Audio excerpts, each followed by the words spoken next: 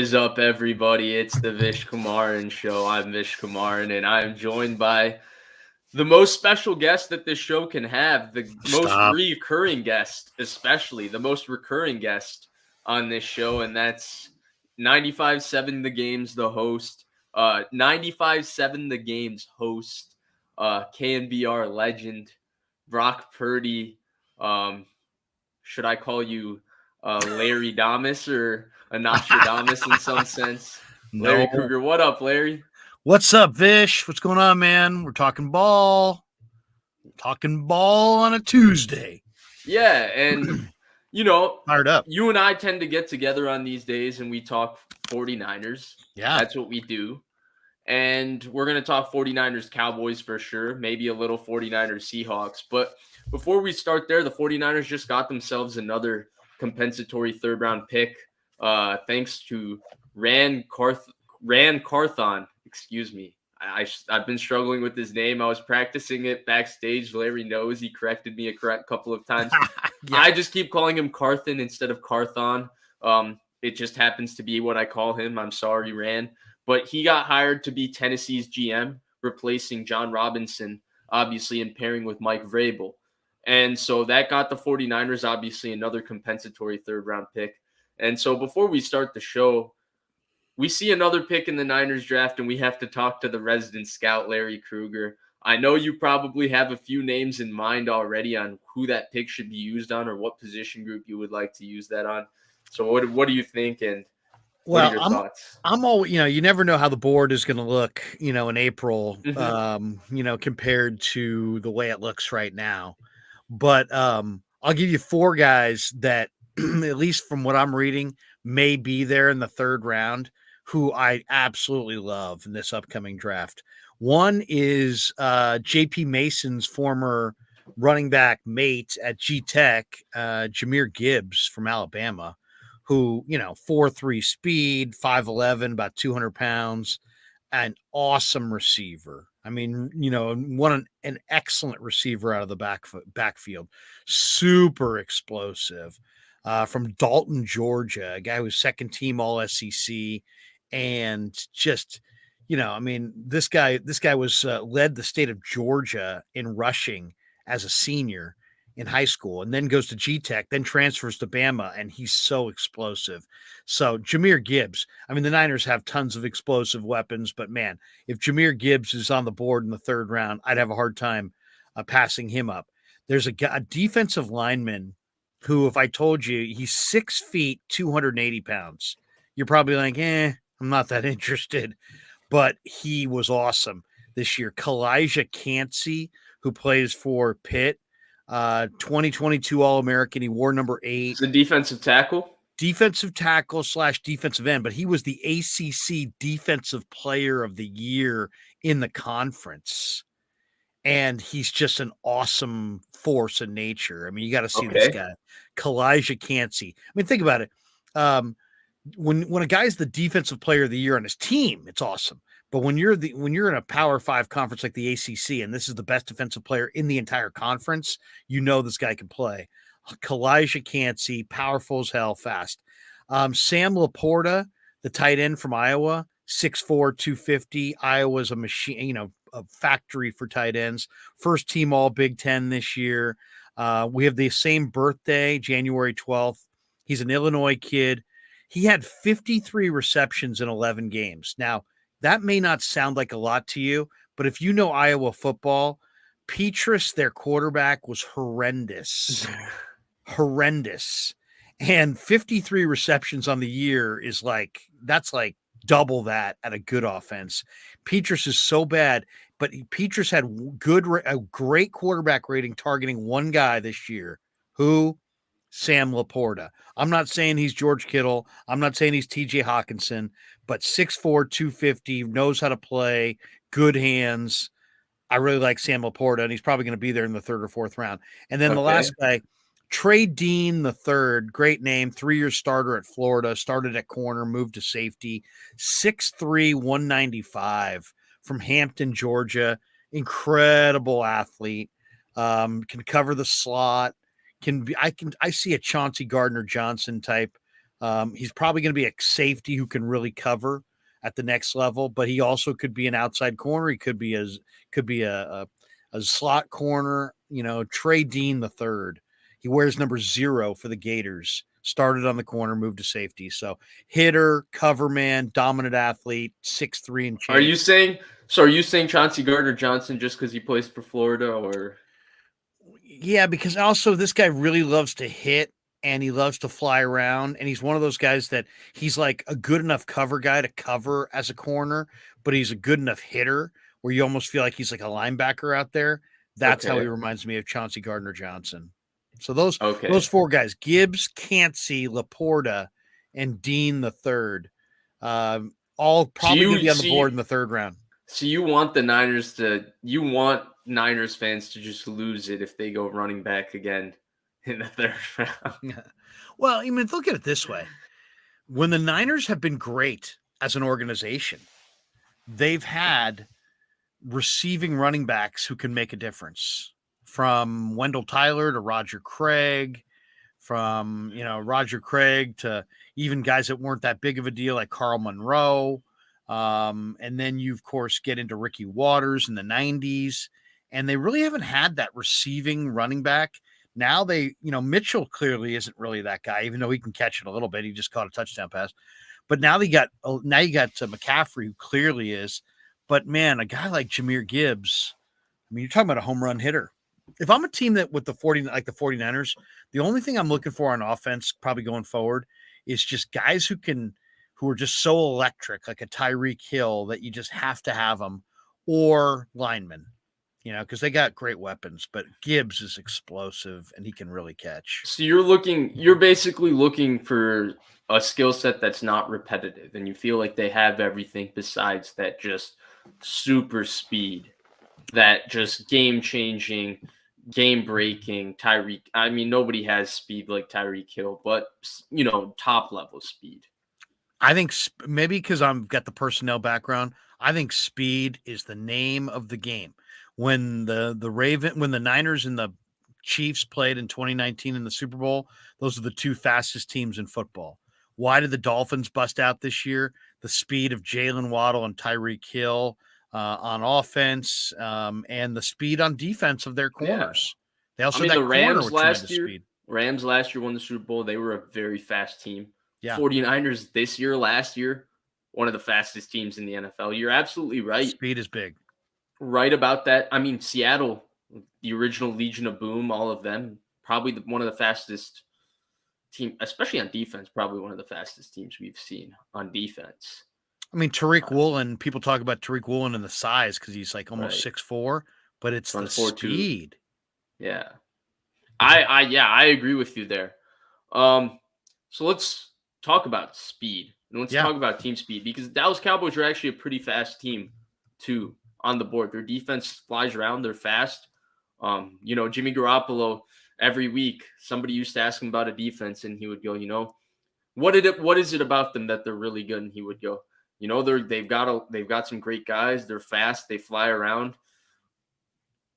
And he'll do one of these and then give you a wry smile. But that was kind of his analysis. But really, that is an analysis of the Dallas Cowboys on defense.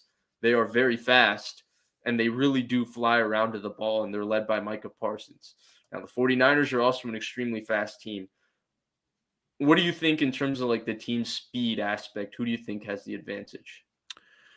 Well, first of all, you got to talk about the Cowboys return guy from TCU.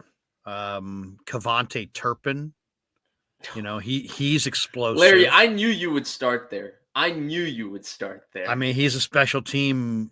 I mean, he's a difference maker. First team difference All-Pro. Maker. Yeah, I agree. He's special. Okay, so there's one. Then you look at them at wide receiver. I think it's not really about speed with their wide receivers. It's about ball skills. CeeDee Lamb's got great ball skills, and so does Michael Gallup, and they both can go up. So if you better get ready not just to contest the ball down the field in this game, but the Niner corners had better be ready to go up in a crowd, because Prescott will throw it up to CeeDee Lamb. He'll throw it up to Michael Gallup. He'll throw it up to the tight end, Dalton Schultz, who's got great height. Yeah. He'll throw the ball in the air and let those guys go up for it. And you saw Gallup do it. I mean, I don't think Prescott's the most accurate guy I've ever seen, but he'll put it in the neighborhood, and he knows if he misses high, Gallup and Lamb will go up and leap for it. So you better be ready to play the ball in the air and compete for the ball in the air. That's one. Two, you got to lean everything towards towards Lamb. Lamb is undoubtedly their big play guy, without a doubt. He's got great ball skills. He's got great full speed cutting ability. He's got he's not afraid, even though he's kind of slightly built. He plays with a lot of courage. So, and then their offensive line plays very well. strong. He plays very strong. He does, and Gallup does as well. And both those guys can burn you. So, I'm not a big Noah Brown fan, but CeeDee Lamb, Michael Gallup, Dalton Schultz, Tony Pollard is a tall back who you can. I mean, Niners have to get big hits on Tony Pollard. I think if you hit him really, really hard, he might cough it up. Now, Pollard and Zeke combined didn't fumble one time all year. That's a big part of their value proposition.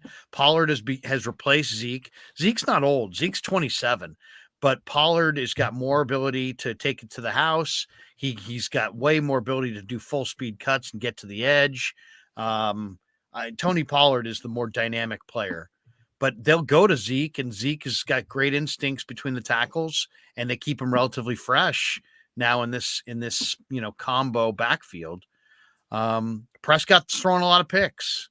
I mean, that's the thing. This Niners got to get a pick or two against Prescott. He's got like 11 picks in the last 8 games. A lot of them have been unlucky too, off of receivers' hands, a lot of deflections, a lot of drop passes turned into interceptions. Right here, a friend of the show, Jamal Armstrong. Man, it's been a long time. Hope you're doing well, Jamal. But he says, Larry, hate to say it, but bold prediction. So he's referring to your Jahmyr Gibbs take, and he says, Pollard walks in free agency to get the bag. Dallas drafts Gibbs to be his immediate replacement. Hate to say it, that's my bold prediction. Hey, Jamal, at least we both like the same guy, right? You want him on your team. I want him on my team. Jamal's a Niners fan. Oh, really? Yeah, why is he going to Dallas then? Why is Dallas getting Gibbs? Jamal is objective enough to make a prediction that he thinks would make sense for other teams. Well, he's probably right. Gibbs is not where the Niners will not be looking running back. But I'm thinking about things positively. I'm thinking like this team wins the Super Bowl. If you win the Super Bowl and you just had an offseason like the Niners had where they added so much depth, what are you looking for? I'm looking for difference makers. I look at Jahmyr Gibbs, difference-making running back. I look at Sam Laporta as a difference-making red zone tight end. They really need another cover safety / big corner. And, anybody who's a badass on your defensive front in any shape or any size is always going to be of interest. So that's how I came up with my 4. But believe me, there's a lot of players on the board. There'll be a lot of players that I like before draft day. Fair enough. And I don't want to keep switching up topics on you, Larry, but I'm going to continue to do that and go back to that Niners-Dallas matchup because I thought you brought up a few really good points. The number one thing to me with Dallas's offense is you have to stop the run if you're playing Dallas. When they run the football well, everything works for them on offense. If there's one weakness, I think, to Dallas, and it's Gallup is not fully back to being the Michael Gallup we saw pre-injury, though he's still somewhat of a threat. It's just that I don't think they have anybody that really scares you over the top. Like CeeDee Lamb is very, very good at operating underneath and intermediate. He's a really good route runner. He's very physical. He plays with great play strength. He catches the ball extremely clean and well. He's very good after the catch, but he's not exactly a guy you just line up on the outside and you ask him to run by people the way DK Metcalf did last week against Charvarius Ward.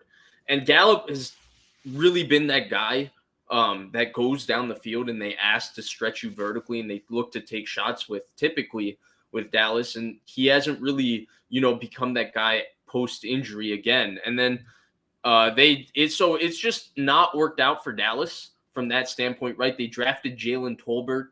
He was kind of envisioned to be the speed element to their offense. That didn't really necessarily happen. And so if there's one weakness to Dallas's offense, I would say that. And that's why I think it's so imperative that they run the ball, because running the ball opens up their play action. And Dak Prescott is very good off of play action, and they can get chunk plays to CeeDee Lamb and Michael Gallup. And so to me, the game starts with stopping Dallas's run game. And that's where I look at Dallas's offensive line. It's actually played very well this year, despite them losing Lyle Collins, Tyron Smith getting injured, Tyler Smith starting, the rookie, Jason Peters having to play a lot for them. And so when you look at all those different variables, Dallas's offensive line has actually played well. And you talked about Pollard and Zeke. I think it's not just Pollard and Zeke, it's that offensive line and then their commitment to running the football in its entirety, right? Because sometimes Dallas just chooses not to run the football for some bizarre reason that necessarily doesn't make sense, because their team, to me, is rooted in running the football and playing defense. Even though CeeDee Lamb is very good, and even though I think highly of Dak Prescott, but I know a lot of people don't. Either way, whatever you think of him, he's a good quarterback, but this team is not necessarily rooted in dropping him back. It just doesn't give them the best chance to win the way their team is built. So what do you think of that matchup, and what do you think the Niners really need to do to stop the run? Because the interior defensive line, I thought, actually was a little bit underwhelming besides Eric Armstead versus Seattle. Ty McGill flashes and makes plays. Kevin Givens, I thought, was still getting his feet back under him his first game, and since the Miami game last week. I didn't think that the Seattle game was necessarily Javon Kinlaw's best game, quote unquote. I don't know if he played bad, but I don't know if he played good either. I've seen him play better at other points this year. Of course, the knee, they didn't expect him to come back this year, so we don't know how much the knee is bothering him on a week-to-week basis and whether that's affecting how he's playing. But either way, the interior of the Niners defensive line, sans Armstead, really, I thought, was maybe showing a little bit of weakness against, I don't know if it's weakness against Seattle, maybe not dominance. Do you have any concerns when you look at that and you look at Dallas, a team that's really going to try to run, power with Zeke and try and hit explosives in the run game with Pollard? Well, I think you got to respect Dallas's offense. Just look at they put 40 on the board against Philadelphia. Even in the loss to Jacksonville, they scored 34. They put 54 on the board against Indy. They scored 40 against the Vikings on the road. Right. They put 49 on the Bears. There's a bunch of stinkers in between there too. But yeah, but they can score points, is my point. Right. And just that I think that it all starts with the fact that Dallas has a big offensive line. Jason Peters, about 320. Tyler Smith is big. Yeah, Tyler Smith, 366, 330. You look at Dallas, they've got a big offensive line across the board. So, Peters is really long in the tooth. And I think I would definitely try to bend the edge with as much speed as possible and try to make him kick out as fast as possible, because he's lost a step. And right. that's an area where if you force him to really overextend you show him a lot of speed off the edge on his side, you might be able to, kind of get him moving, maybe hurry him into some mistakes. He's a massive human being. They're big on the left side of the line. They're really big all the way through. Zach Martin's the best player on that line at right guard. He's still the best player on that football team, right? He's still arguably one of the best offensive linemen in the Parsons NFL. is the best player on the team. But yeah, you're right. On the offense, he's the best. He's the best player on the offense. Yeah. And you got to respect the fact there's 3 number 1 picks on this offensive line. Smith is really big and athletic at left guard. So they got really big athletic guards.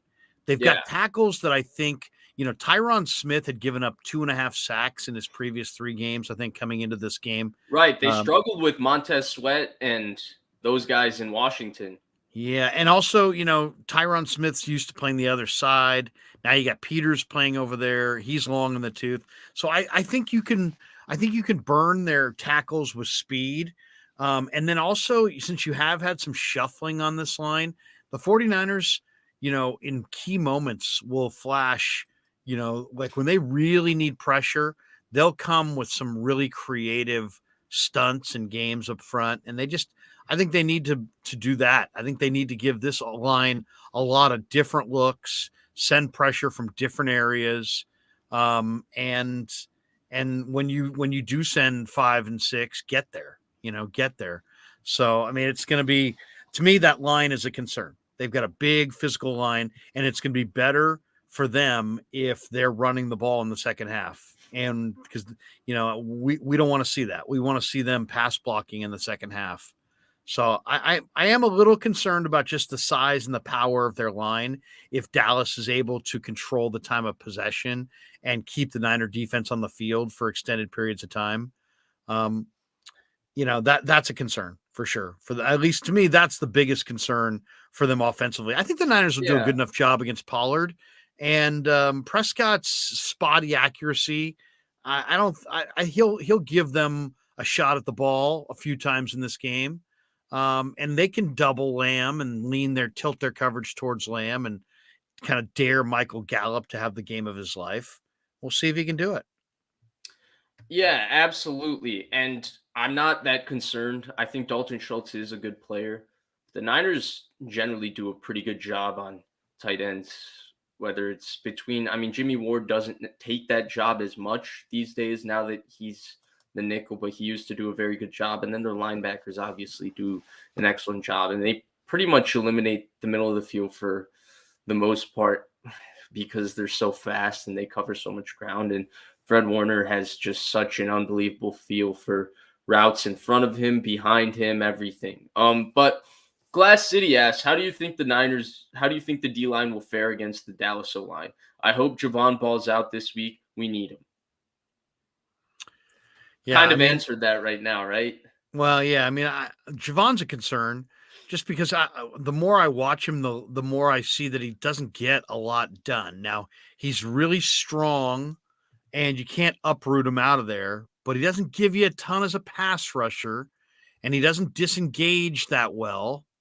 And, it's like I feel like they don't know exactly what they're going to get from him. So it forces them to carry one more D tackle. And then that usually takes Drake Jackson and makes him inactive. So in some ways, I think Kinlaw really needs to step up and wreak havoc. He needs to play like his hair's on fire. He needs to get into the backfield with penetration and have that motor revving from the absolute first play of the game, because he's enormously strong, but there's not a lot of moves. So he's really got to play with leverage, low pad level, and really just try to penetrate and absorb blockers. Yeah, I think that's a pretty good assessment. So let's get away a little bit from this offensive line, defensive line talk. Not that I do mostly dislike talking about trench play. I like talking about the game on the outside a little bit more. Actually, let's not get away from it, because we do have to talk Niners offensive line, Cowboys front. Cowboys front is very good, right? Guys like Dorrance Armstrong is quite underrated, I would say, in their front. They've got a few other guys, Dante Fowler, that makes an impact. Obviously, Parsons is the star. Parsons is special. Parsons did not have maybe the strongest finish to this season. He ran out of gas after his real brilliant start, but he looked like Micah Parsons again in that playoff game yesterday. He was very dominant, very disruptive as he is. And then I think their version of Eric Armstead is DeMarcus Lawrence. I almost called him Dexter Lawrence. DeMarcus Lawrence. I think he's extremely underrated. One of the best players against the run, one of the best defensive ends against the run in the NFL. And I think he's a disruptive pass rusher. I think he's a very good player. I think he's going to give whoever he lines up in front of problems. And we know Dan Quinn is creative. Dan Quinn's creative with his fronts. Dan Quinn's creative with how he brings pressure. And Dan Quinn's creative with how he creates one-on-ones for these pass rushers. This is going to be the biggest test for the Niners offensive line up until they have to play at Philadelphia. If they do, it's probably the biggest test they've had all season in terms of having to block up front. What do you look at in this matchup? What do you think is going to happen? Because personally, I think this is not even going to be a game where it turns into R5 versus your 4 and see how we can block them. I think Shanahan is going to try to mitigate whatever advantage they have and try and avoid drop back pass situations against this defense at almost all costs. Well, it just seems like there's a lot of 5-man surface with Parsons on the line of scrimmage. And it almost looks more like a 5-2 when I'm watching them with Van Der Esch and Barr as the stack backers. Right. Dorrance Armstrong's been able to rush the passer since his days at Kansas. So, he's a pass rusher. Fowler's a pass rusher. Parsons he's just like has this flexibility in this defense to do anything he wants. He seems like he's always kind of running free. I couldn't believe the number of times Tampa left him unblocked. It had to be at least 5 times in the game. That's just ridiculous. You benefit here in that Dallas still has that old school thinking of they have a nose guard who's truly not a pass rusher. Jonathan Hankins was enormously strong at Ohio State. He's moved around the Raiders, Giants. He's enormously strong. You can't uproot him. He's hard. He clogs up the A gap.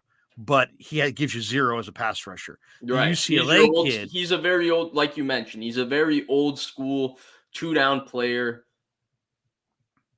Right. Yeah. But then he plays next to Osa, whatever, how you pronounce his last name, Odozigoa, or the UCLA kid. And he's awesome. Yeah. 97. He's a penetrator. He's an athlete. He is a pass rusher. He's very dangerous. And then you've got DeMarcus Lawrence. So, really, you've got 3 edge rushers and the UCLA kid all coming at the quarterback, and Hankins just kind of absorbing, he's just there and everybody's kind of rotating around him.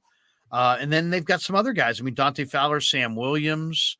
I think he's hurt, but Neville Gallimore, the Oklahoma kid, is, in his 3rd year now and is really, really good. He's got a lot of speed, but I think he's hurt. Van Der Esch is back in there. Anthony Barr, you can make plays on in coverage. I think you can pick on their linebackers in coverage. I really do.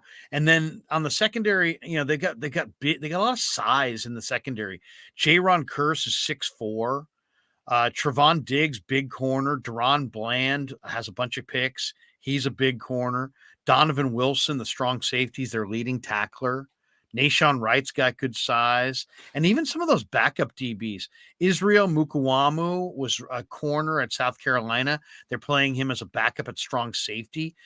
For a strong safety, he is an outstanding coverage player. And Malik Hooker, the free safety behind Kearse, has got an unbelievable nose for the football. So he can pick off passes. So they've got some good depth of playmakers in their secondary. And Damone Clark is a really good player too out of LSU. He's behind Van Der Esch. So, they've got some talent on defense. They've drafted pretty well. No, absolutely. They actually do draft well in general. The one thing I would say that kind of surprised me watching the game yesterday is, to me, if we talk Dallas Cowboys defense with Dan Quinn, they play a lot of man coverage, They play some cover 3 and they play a lot of Tampa 2.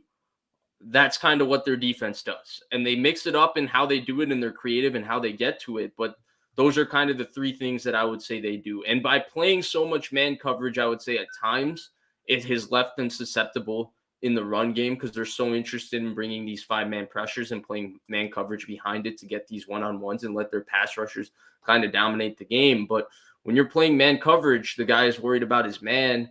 You're sometimes left with, having guys in tough spots with having to account for gaps, and be a part of the run fit, but also having to, cover their guy. You're in man coverage.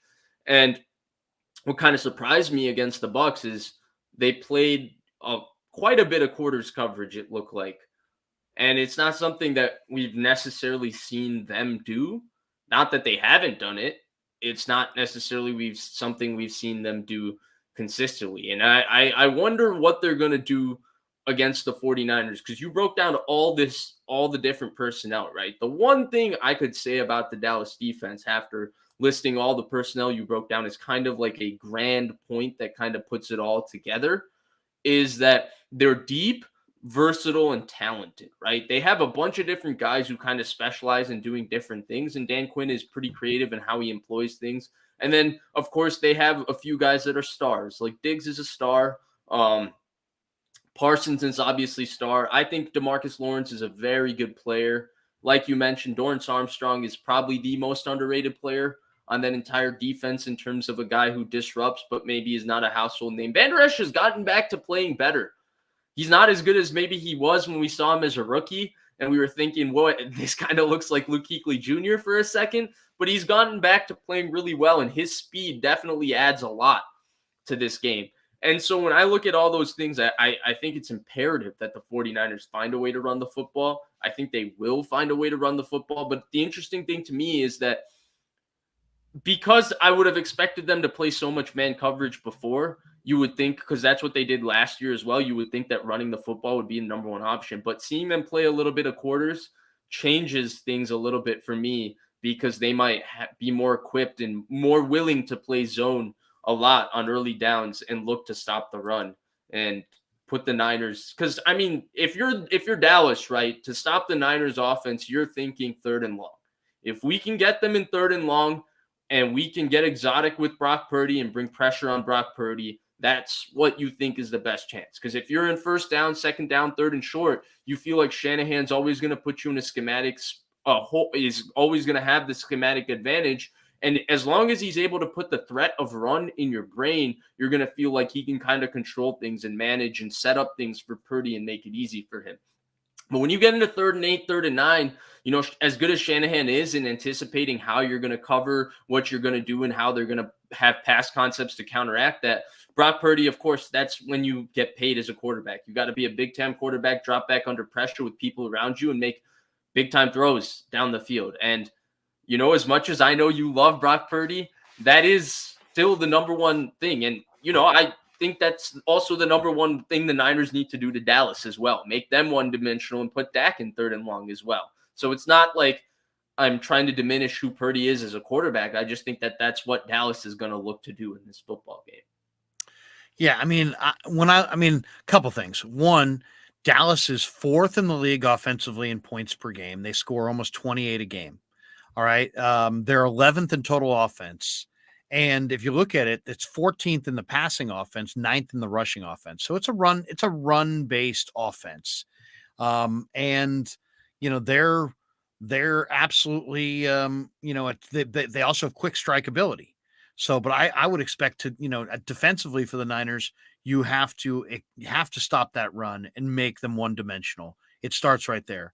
Now, on the other side of the football, the one thing I think Dallas really capitalizes, I think it's a pretty, they're 12th in total defense, but then they're 22nd against the run and they're 8th against the pass. They're way better if they can get you in passing situations. Right. They have 10 more sacks than the Niners do. They have 54 sacks. That's 3rd in the league. They get at and then they have 16 picks on the back end, which is less than the Niners. They have tied for 7th in the league. But the Cowboys are plus 10 in turnover differential. These are the number 1 and 2 turnover differential teams. Dallas is plus 10. Well, why are they plus 10? They're plus 10 because they put a ton of pressure on their quarterback, and they've got a lot of guys who on the back end who can pick passes off. So I think that Dallas's defense is an average defense that relies on huge negative plays. And Brock Purdy is almost a specialist at this point in avoiding huge negative plays. He doesn't throw a lot of interceptions. He doesn't take a lot of sacks. He throws the ball away. So if you take sacks and you get negative yardage and you have sacks and penalties, and staying, behind, falling behind on the sticks is number 1 death against Dallas, because they can rush and they got guys in the back end who can pick off passes. Yeah, I agree. And I actually think that's probably the best summary that you can have of this game without getting really into the schematics of Dallas's defense and what they do. Their goal is to really force big negative plays. That's what they're trying to do. They're trying to create big plays on defense and turnovers on defense. And they don't mind giving up the odd big play and doing something that's maybe a little bit outside of the box just to do that, because they know that in the long run that they have so much talent on defense, and Dan Quinn is kind of creative enough that they can create enough advantages. But the recovery 716 to me asks a very interesting question. He says, Vish and Larry, what's up? And I really appreciate the donation, the recovery. That's very kind of you. He says, I feel like we have the coaching advantage against Dallas. How much do you think that matters in this game? And so before you go, Larry, I would like to say a couple things on the coaching advantage. I do think the Niners have the coaching advantage in this game, but I actually think Dallas's staff, top to bottom, is a little bit underrated. I know Mike McCarthy is everybody's favorite, like, meme punching bag, like clock management idiot, and I make fun of him too. Some of the clock management stuff with him is atrocious, but I actually think he is a little bit underrated as a head coach. I think so much of what goes into a head coach are some details that we never discuss and talk about, right? Mike McCarthy is terrific at putting together a staff.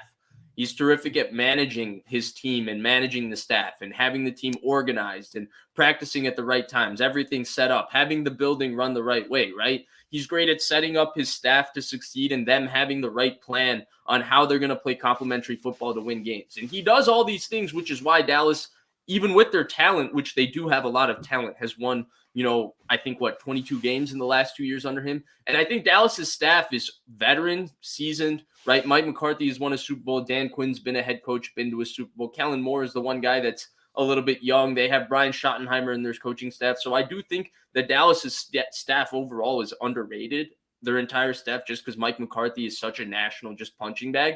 Like, I do think they have a very good coaching staff, and that's why they did what they did to Tampa Bay too. Not just that Tampa Bay is a mess, which is part of it. But I said all of that to say, because I just wanted to make a point about coaching a little bit separate thing, and the recovery allowed me to say that the Niners do have the coaching advantage. They're going to walk into most games with Kyle Shanahan as their coaching advantage. And the thing that makes Shanahan special to me is not only is he the young offensive genius, he's also the guy who can do everything that I just described with Mike McCarthy, right? Have the team organized, put the staff together, know how to win the game, know how to build up his defense. And I think that's really what separates him and McVay from all the guys they try to hire to be like them. Because those guys might know offense, they might know how to call an offense, but that's all they really know. While Shanahan and McVay, from a young age, given their advantages of being around football and from a football family, have been able to show that they know all the things that go into being a head coach, not just being able to call plays creatively. But that's a lot right there. I just said, Larry, what do you think of this question from the recovery, and what do you think of what I just said? Well, I mean, it's hard to evaluate who's got the better coaching staff. I mean, I like Shanahan more than I like Mike McCarthy. Shanahan's still the guy, the play caller, where I think Kellen Moore is calling the plays for Dallas. Right. So, McCarthy, and I mean, what is he, like Bobby Bowden at Florida State? He's not the OC or the DC. He's just kind of there. I'm not sure what his job is to do other than to talk to Steven and Jerry. He talks to Jerry Jones. That's quite the job itself. Yeah, and he does the pressers. So I think they have a pretty good coaching staff. I mean, John Fossil is good a special teams coach. Right, I was going to bring that up. Dan Quinn, former head coach, probably future head coach. He interviewed today. That's the one question for both these coaching staffs is how much time is Dan Quinn and D'Amico Ryans putting into interviewing elsewhere this week? That could be a factor. But Dan Quinn's a former head coach, as you stated, probably a future head coach. Kellen Moore, I think, future NFL head coach as well. D'Amico, I think, is obviously a future NFL head coach. And Shanahan, Shanahan, I think, is an outstanding play caller, play sequencer. I think he struck the right tone most of the year this year. I think he's smart. I think he gets along with the players. I think the players really have a affinity for Kyle Shanahan. So, yeah, I don't know that it's a huge factor in the game because I don't think Dallas is a deficient coaching staff. I don't think it's a significant edge. I mean, McCarthy's won a Super Bowl. Quinn, has been to the Super Bowl. John Fossil has been to the Super Bowl. I mean, so, two good coaching staffs. I think it's going to come down to the players. And I think I think it comes down to the players 95% of the time. I feel like so much of these details in the playoffs, most teams kind of know. They have 16 games of tape. They study it all. They watch it all. They walk into these games a lot of times, especially teams that are familiar with each other, like divisional opponents. They kind of have a good idea of what are the things you're going to do. You have a good idea of what they're going to do. And it's really who goes and plays football better, whose players execute better, and who really competes better. But there is, of course, the coaching advantage of Shanahan. I do think it is an advantage. But like you mentioned, I don't know if it's as overwhelming as like we would like to think, given Shanahan and, you know, what the perception of him is, which I think is fairly accurate. And then the perception of Mike McCarthy, which I think is a little bit unfair. But Larry, we got to get into one thing I'll say is they played in the playoffs last year, and McCarthy's team had a number of stupid, undisciplined mistakes. Right. And so I hang that on the coach. Okay. So I think that he obviously won a Super Bowl, but he did it with Aaron Rodgers. And I'm not a huge Mike McCarthy fan. Yeah, I come across as if I'm a Mike McCarthy fan? No, but I just wanted to make people who didn't remember last year's Dallas Niner game remember that Dallas had play clock issues. Dallas had discipline issues. Without accounting for the referee having to come and touch the ball before play starts. Dallas had focus issues. I thought the Niners beat him to the punch. I don't know. I think I'm not a McCarthy guy. Okay, I'm not a McCarthy guy either. I just think in the grand scheme of things, he is underrated rather than overrated. But that's more because of his perception rather than because of whether he's good, if that makes sense. Yeah, it does. But I think they have a good staff overall. Either way, we got to talk about your guy. I don't know how we've gone 41 minutes. You haven't mentioned him. You haven't mentioned how he's played. You haven't mentioned the fact that he's breaking Joe Montana records. You haven't been mad at Brandon Ayuk for, stopping on a route that possibly could have been a touchdown, and then, dropping one that was arguably going to be a play that would have been going on the highlight reels every minute of every show for the next few days. Talk to me about him, Larry. What did you think of his first playoff start? How do you expect him to play versus Dallas? How are we feeling? I'm feeling great, baby. Feeling great. Which Hall of Famer does he remind you of right now? Exactly. The rain came in the pregame and the rain came at the beginning and at the end. And I thought his worst throw might have been the first throw. Right. Where he kind of overthrew it. It kind of wobbled and he made 4 or 5 mistakes in the first half. And I don't know if it was miscommunication. One time you had a receiver stop running a route. Seemed like he took some chances with the football. Didn't throw any picks, but there were some near picks and he just looked like he wasn't quite seeing it. Second half comes out. He was fantastic. Determined, competitive, throwing strikes, 85% completion percentage or whatever it was, 82% or whatever it was. And just made a number of off-schedule throws. And he just continues to play with poise. He's a great improv quarterback. I think he showed mobility in this game, pocket awareness. He shows in every game. He's unflappable. He's a tough kid. He's very accurate most of the time. That last touchdown was it Mitchell? Or was it who made the last? No, it was it Debo. Who had the last? Well, he had the Debo one where 76-yard touchdown to Debo, but the Mitchell was the McCaffrey was an off schedule as well. Yeah. Both kind of similar, actually. Get out, step through the pocket, kind of get out to your right and throw it out to the flat. He's making off schedule plays and then he's throwing with accuracy. And the competitiveness, he seems like he really dug deep after a pedestrian first half with a spectacular second half. I haven't seen anything I don't like. Kid's a winner. He moves around. I heard Rex Ryan criticizing him today, saying that, we'll see how he does in the 2-minute drill when they're behind and he has to throw. Okay, but so if you have that. See, can I interrupt you for a second? The reason I hate that conversation, and I understand what you're saying about it.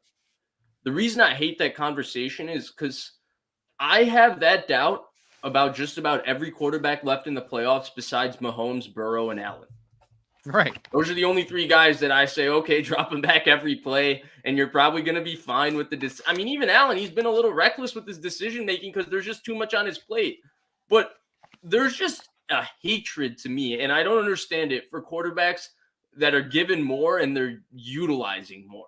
Like, I get it. And look, when I watched the game originally on TV, I thought that the first half, and I thought the game was a little bit rougher than what I actually thought it was when I watched it back on film yesterday for Brock Purdy. Like, I thought it was a little overstated. And in that moment when I was watching the game, I was maybe a little bit, wired in on the mistakes, maybe more than I should have been, if that makes sense. Like, I actually thought more or less he played well. And I would implore everybody to watch JT O'Sullivan's breakdown, because he does a really nice job going to throw by throw.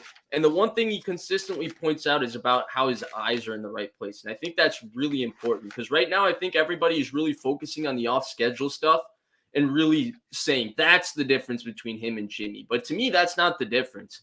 The aggressive play calling, Shanahan being so comfortable and trusting this guy to throw the ball, is a result of 2 things. One, he's instinctively a better decision maker than Jimmy Garoppolo. He gets it naturally. And we've seen, forget me, right? I can point it out, but my opinion obviously isn't coming from a place of great credibility. But we've seen former players like Dan Orlovsky and JT O'Sullivan do really nice breakdowns that are available on social media. I generally have retweeted all of them, so if you're looking for them, you can go on my Twitter page.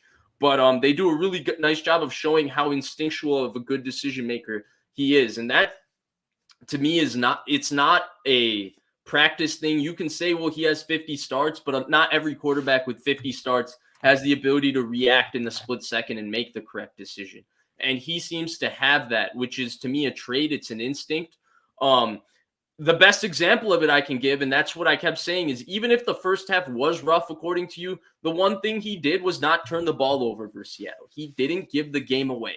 And what was the play that broke the straw, or the straw that broke the camel's back for Seattle? What ultimately took them out of this football game was Geno Smith fumbling the ball in San Francisco territory. That was the turning point in this game. And, Geno's margin for error is a lot less than Purdy, right? We were talking about before the game, if the Niners are, plus, if they're -2 in the turnover differential, we still expect them to win the football game. Well, that is there, but he still didn't turn the football over and really give the game away or put his team in a bad position. And then the second thing I really point to is decision-making. It's when he gets outside of the pocket and he's extending these plays, he knows when to throw it away and kill it too. And that's really important because, like you mentioned, he's not taking negative plays. He's not taking sacks in bad times. He's not really throwing interceptions. And the third thing that really stands out and really why he's taken this offense to the next level is he's the most, you pointed it out, you said he's the most accurate quarterback on the team. You're absolutely right. He's more accurate than Garoppolo was. He's more consistently accurate than he was, and he's a better decision maker. He consistently gets to the right spot on where the ball is supposed to go, and you can trust that he's able to see it and make decisions well. And that, to me, is sustainable no matter what, as long as these weapons are these weapons and they got Shanahan cooking up the plays. Why does it matter if he's relying upon that? He's doing what he needs to do within this offense. And what I love is, to me, the best analogy of this is he's been given a keys to a Ferrari, and instead of just driving the Ferrari and keeping it and not crashing it, he is racing the Ferrari. And he's racing it en route to having, arguably, they probably have the first or second or third best offense in the playoffs right now. Definitely the hottest offense. No question. I mean, the guy's playing with rhythm. He's playing with pace, timing, touch. Looks great. To me, there's 2 numbers that really define Brock Purdy, and they both were from this game. In his first NFL playoff game, losing at halftime, wet field, right? Against a pretty tough opponent. I don't think the game was any, it wasn't like, the Niners were some juggernaut and Seattle was some joke. It's a competitive game, like all Niners Seahawks games are. The 2 numbers that stood out to me, Brock Purdy completed 82% of his passes in the second half. 82% in those conditions under that pressure. What really stood out to me is because sometimes completion percentage can be deceptive. So you got to look beyond that. The Niners in the second half of this game went 5 of 6 on third down conversions. That's 83%. That's an incredible number in the postseason. First postseason game, under pressure, down at halftime, wet field, expectations. Everybody in the place would have ripped the Niners if they had lost to the Seahawks. Right. Oh, they gagged, they choked, they blew it. There's expectations. There were a couple that were like really great throws, like the one on the crosser to Debo that he laid out in front of him. Yeah, he actually threw it late and he comes across. It's a really, really difficult throw. It's only like a 5-yard throw, but it's really difficult, the angle that he throws it at, to put it out in front of Debo. He has an incredible natural feel for accuracy. And the one thing that continues to impress me, like you mentioned, right? All those stats are great. His third down efficiency is very important. And it's all really important. Why? Because he's bouncing back from quote unquote, having an up and down half, having to deal with the playoff nerves because he's a freaking rookie starting a playoff game. We can't even give him that excuse. We can't even have that conversation about him. Okay, that's fine. What impressed me, along with the accuracy too, is just the confidence. It's the lack of hesitation. He is just willing to let it rip. And it hasn't really gotten him in trouble yet where he's made that crucial mistake. I do think he's going to make a couple mistakes. I think that's coming. I think it might come versus Dallas, and I think it might come in the next game, and maybe it might come in the Super Bowl too. But what I also think is that he's equipped to learn from it and handle making these mistakes. And what I love, I would rather have him make these mistakes and continue to play with his non-hesitant play style rather than just play not to make the mistake. Because by not hesitating and letting it rip, he has unlocked the 49ers offense to right now the best version that it can be with this personnel. He has done that with him under center, and that's awesome to see. But we do have a couple of questions. Well, let me just on real quick. Go ahead. I thought that was the best point you've made yet. This kid is defined by how he responds to adversity. Right. And that's really what the position is about. First half alone, overthrew Debo Samuel. And by the way, that miss, when I first watched, I was like, wow, that's ugly. Second time watching it, looked like it was just a wet football that it didn't even come out clean. Okay, that was a mistake. These are just Purdy mistakes. I actually wrote down Purdy mistakes because I'm trying to now critique him critically because I don't want to be, hey, the rah Purdy guy. He was forced to call a timeout in the first half because the play clock had dropped, had gone out. And at one point, by the way, I thought it was really cool that he was completely aware. He was right on calling that timeout. He was like, hurry up. He hit Ayuk on a pass that was really inaccurate. There was an underthrow to Juwan Jennings for an incomplete pass that easily could have been a touchdown. And then there was an almost interception by Cody Barton on a ball. So, I mean, it wasn't like he had a perfect game or anything, but what he does is he's a great competitor. And so he responds to adversity and he digs a little deeper and he still maintains. I'll tell you what, really, it's the combination of the athleticism, the smarts, the gutsiness, and the calm. Competitiveness. He's incredibly competitive, but he remains calm under duress. And, maybe it's because he's driving that Ferrari, as you say, and he's got so many great weapons. Maybe it's partly coaching. Maybe it's the 47 collegiate starts. But he's playing the game like he knows he belongs. So all these people going, well, does he belong? Does he not belong? Forget that. He knows he belongs. And all the players he plays with knows he belongs. And that's so now it's just he's playing to win. That's so important, right? And last show, right, we talked about it. I kept complaining how I hate the intangible talk when it comes to quarterbacks. I know a lot of people talk about it. A lot of older scouts really impress. Like I remember Sean McVay on the Flying Coach podcast when he was talking about what he looks at when evaluating quarterbacks. He was saying it's not just the film. I like watching the TV copy without sound and seeing how he responds to making mistakes and how his teammates respond to him making mistakes and just all of those kinds of things. I'm understanding it now with Brock Purdy, because part of the Brock Purdy sauce, we've talked, I talked ad nauseum, especially just because I prefer talking about the tangibles, because it makes more sense for me to talk about the throws he hits, the throws he doesn't miss, the reads he makes, because those are all things I can visually see.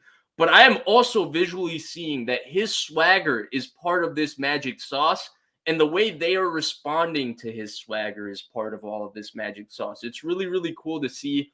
And we'll get to a couple of questions here. Eric Nelson says, are there any free agents that jump out to you? I haven't looked at anything, but I'm sure Larry Krueger is on top of it. He's got his free agents ready to go, who he would like them to sign, all of that. Well, I got one, Azeez Al-Shaair.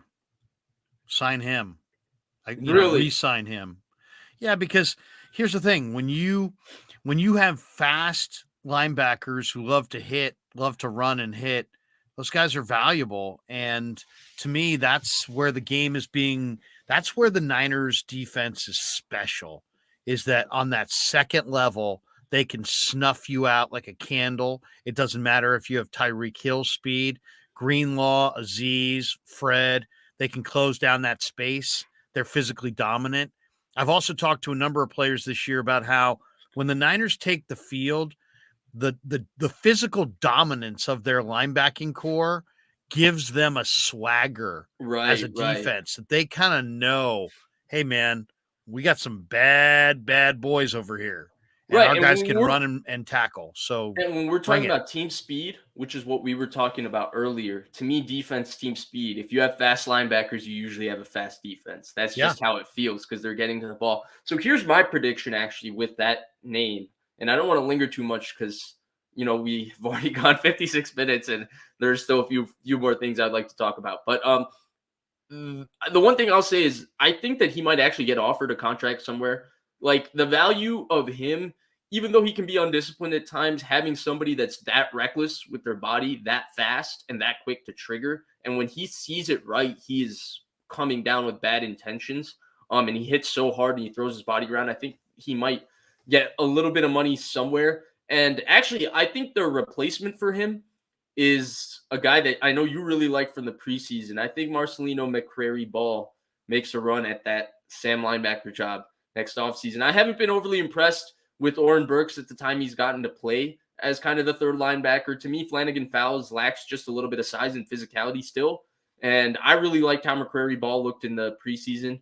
I know that you're very high on him. He brings to me the same speed and recklessness in a version of Al-Shaair that's obviously even less polished and unrefined. But there's a prediction for you, Larry. I like it. As far as the Niners, I got the list of unrestricted free agents. Here's the list as I see it. I mean, now there's a bunch of them, but as far as who do you have to re-sign? Charles Omenihu. He would be number one. I agree. Mike McGlinchey. He's definitely on the list. He's up there. Jake Brendel. I wouldn't mind bringing Jake Brendel back at a decent salary. Jordan Willis is a free agent.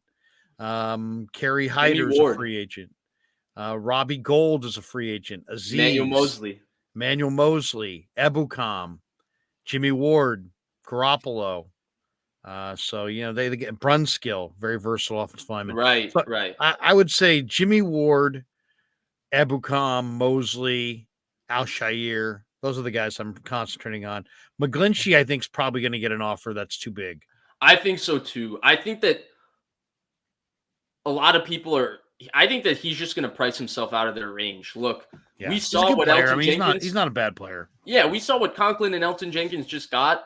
He's scheme friendly. He's very good against the run. He's okay at times against the pass. At times, he can have his struggles against the pass. But overall, he's a good right tackle in the NFL. He's a reliable right tackle in the NFL. He started how many games in the NFL? I think people are going to be surprised by the level of offer he's going to get, especially given the scarcity at the position. I don't think people realize how much worse it is than Mike McGlinchey at right tackle in the NFL. And how the Niners in some ways, I know how much people hate Mike McGlinchey, but the Niners in a lot of ways are lucky to have Mike McGlinchey. He's solid. I know there's a lot of people that see his mistakes, but only his mistakes too, right? Yeah, There's also linemen all around this league that struggle with penalties and all kinds of things, and it's Right. just, We're gonna see one this weekend. Tyler Smith at Tulsa. I think he led college. He led the NCAA in holding penalties. I know that problem was brought to Dallas. I know that in the few Cowboys games I've watched, I haven't watched them that closely. I haven't watched too much Dallas on film, but I do know for a fact that I've heard a few holding number 73 on Dallas. But Dear Leah asks us, if Purdy gets to the NFC title game, is that enough to name him the 2023 starter? Lance as his backup in case of injury? Isn't their combined salary low enough? We'd draft another QB with the pick anyways. If I was a coach, I would never name anybody anything. I would just let it all play out. Yeah. I think Brock Purdy's the guy. You need to name him as a starter? I mean, isn't he naming himself as a starter, kind of? Yeah, and I think that the team will let you know who the starter is. The starter will carry themselves the right way. I don't think this is kind of a situation where they need to really do any naming or anything like that. I don't think they need to force their hand with this at all. Right now, Brock Purdy's kind of because he's kind of the best kept asset in the world because he's so cheap and he's playing so out of his mind right now. You still look, Larry, I know how high you are on him, but the sample size is still very small with him to say he's the franchise quarterback, he's the future, all of that. Now, he's showing potential that he can be that guy, right? But just as Jimmy Garoppolo showed potential to be a franchise quarterback in 2017, we have to see it play out over the course of a season and all of that before we know if a guy is a franchise quarterback. To me, franchise quarterbacks don't show they're franchise quarterbacks in 5 games 1 year. They have the potential to be in that time when they play, but they show it over sustenance of 3-4 years of really, really consistently good play. And that's when okay, I have a guy. I have that guy. I have Mahomes. I have Brady. I have Rodgers. And so I think this is kind of a situation where, look, we know they believe Lance could be that guy. That's why they drafted him. That's why they traded so much to get him. We know that at this point, Lance hasn't shown whether he is or isn't that guy. He hasn't played a lot. We know that they liked Purdy. Now they're probably blown away by Purdy like the rest of us are. And it's likely that I know you think it, that Purdy has a chance to be that guy. But they don't need to force one of them to not be that, to be or not be that guy. Because as Dear Leah says, they're financially in such a good spot with both guys being cheap right now. They can just organically let either one of them prove who's going to be that guy for them. It's an interesting dilemma, really, because you're right. We don't know what Brock's really going to be. He's off to a great start. On the other hand, if you told me that, you got a buddy who's got a house that he badly needs a roof and he's got 2 broken windows in the back of the house, but in the garage, he has both a Ferrari and a Lamborghini, but he has a hard time paying for that roof, and he's not sure when he's going to be able to replace those windows. I would say, hey, bro, your buddy sounds like an idiot. You know what I mean? Sorry, he's got a Ferrari and a Lambo, but you know what? Maybe you ought to trade one of his superstar cars and, I don't know, get a roof and a window. So, some of these decisions are going to have to be made. My point is just that Trey Lance, it's a great situation that Brock Purdy has played this way, right? But it doesn't mean just because the Niners own the rights to Purdy and Lance that Trey Lance is the ideal backup to Brock Purdy. Or that Lance and Purdy going forward is a good idea. It just means that today you own both assets, and then it's a matter of what's your plan. So we'll see. I don't think it bothers the 49ers to do nothing. Why? Because they got 2 low-cost quarterbacks. Right. And they got the most important position in football, and they got it fortified. Right. But they may also say, hey, you know what? The Colts are offering something really great, top 10 pick. Or the Jets are saying they want a quarterback badly because the GM knows he's gone at the end of the year and they're offering Sauce Gardner. I mean, you just don't know. You don't know. It's the quarterback position. Beauty's in the eye of the beholder. Trey was the Colts blue card guy, which means that's like their highest draft designation. Right. The Jets are It's a grade desperate. based on not just film, but based on what they think of the player's character. And also, let's look at the Jets. I mean, take advantage of some of these other teams. John Benton is a very good O-line coach. He was fired the other day. Mike LaFleur is a really good offensive coach. Fired. Why? Because Robert Saleh in New York, the time's running out. And they're Larry, impatient. Let me ask you this, though. I'm just saying, the Jets may come knocking. They have no quarterback. Let's talk about the Jets for a second, though, because I don't want to miss something you said. You said the GM, because he's going to get fired, might offer Sauce Gardner. If I was Woody Johnson and he was going to get fired at the end of the year, if he offered Sauce Gardner, my first team All-Pro corner, who I just drafted for Trey Lance, I'd fire him. Forget next year. I'd fire him on the spot. Come on, that's crazy. First of all, you're talking about a quarterback. Look at the price for quarterbacks compared to if you have a conviction that you believe that Trey Lance is a franchise quarterback. Is he worth a number one corner? Yeah. I hear what you're saying right now. Trey's a question. You're having a conviction about what he could be versus a guy at 21 years old who's arguably the best corner in the NFL. That's what I'm saying. I mean, you'd have to have a conviction that you really believe in Trey Lance. But I mean, okay, don't trade just whatever. I mean, throw out whatever name you want. You're gonna get. There's going to be semantics. Something. You're getting something good semantics in return for a franchise quarterback. You're not just saying, "Hey, Jets, here, have a franchise quarterback. Just give us whatever you got laying around." No, sorry. Don't do that trade, Robert. Get your ass fired. Hey, Douglas, don't make that trade. You'll be on the outside looking in 3 months. So I mean, they can make the trade. They don't have to make the trade, but they're not in the catbird seat, and they are not holding all the cards. Okay. I'm going to make one last point, but obviously nobody wants to hear us talk about the Jets. Only you and I are interested in this topic. And before we start to lose viewers at a fast pace, we'll go back to 49ers Cowboys. But the last point I'll make about the Jets is that if you're on the precipice of getting fired, actually, to me, Trey Lance just doesn't make sense for you because he is still a project, right? You need a guy who's going to come in and play, and you know what level he's going to play. So the Jets' best option is likely a veteran quarterback. Though this conversation, this hypothetical, is fun and great. I do think the best point here was made by Larry Krueger, and I want to reiterate it because people are going to forget it. And it's that we don't know what's going to be the best situation for the 49ers quarterback room. We don't know how the outlook is going to be as a total quarterback room. If they look at, to come back to Dear Leah's question, as Lance and Purdy is the starter and Lance as a backup is feasible, that they'll have to see and decide. They might ultimately think that what's best for their football team is maybe to have three quarterbacks. It might behoove them to have a veteran quarterback, Lance, and Purdy, and they might think that that's the best way to handle their football team. It's too early to answer this question.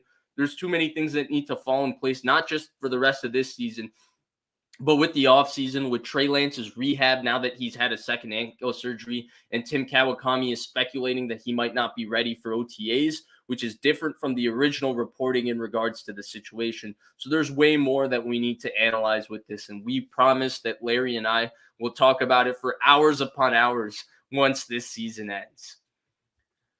Brandon says, is the short week a huge advantage? Or is the short week for Dallas, a huge advantage for them? Not only do they have a short week, they're the road team. I think it is. And I used to put together game plans as the quality control guy in the Canadian League. These staffs use every minute, and it was an advantage. Absolutely, it was an advantage, and now it's an advantage for the Niners. They don't have to travel, and it's an advantage for the Niners that they played on Saturday midday as opposed to Monday.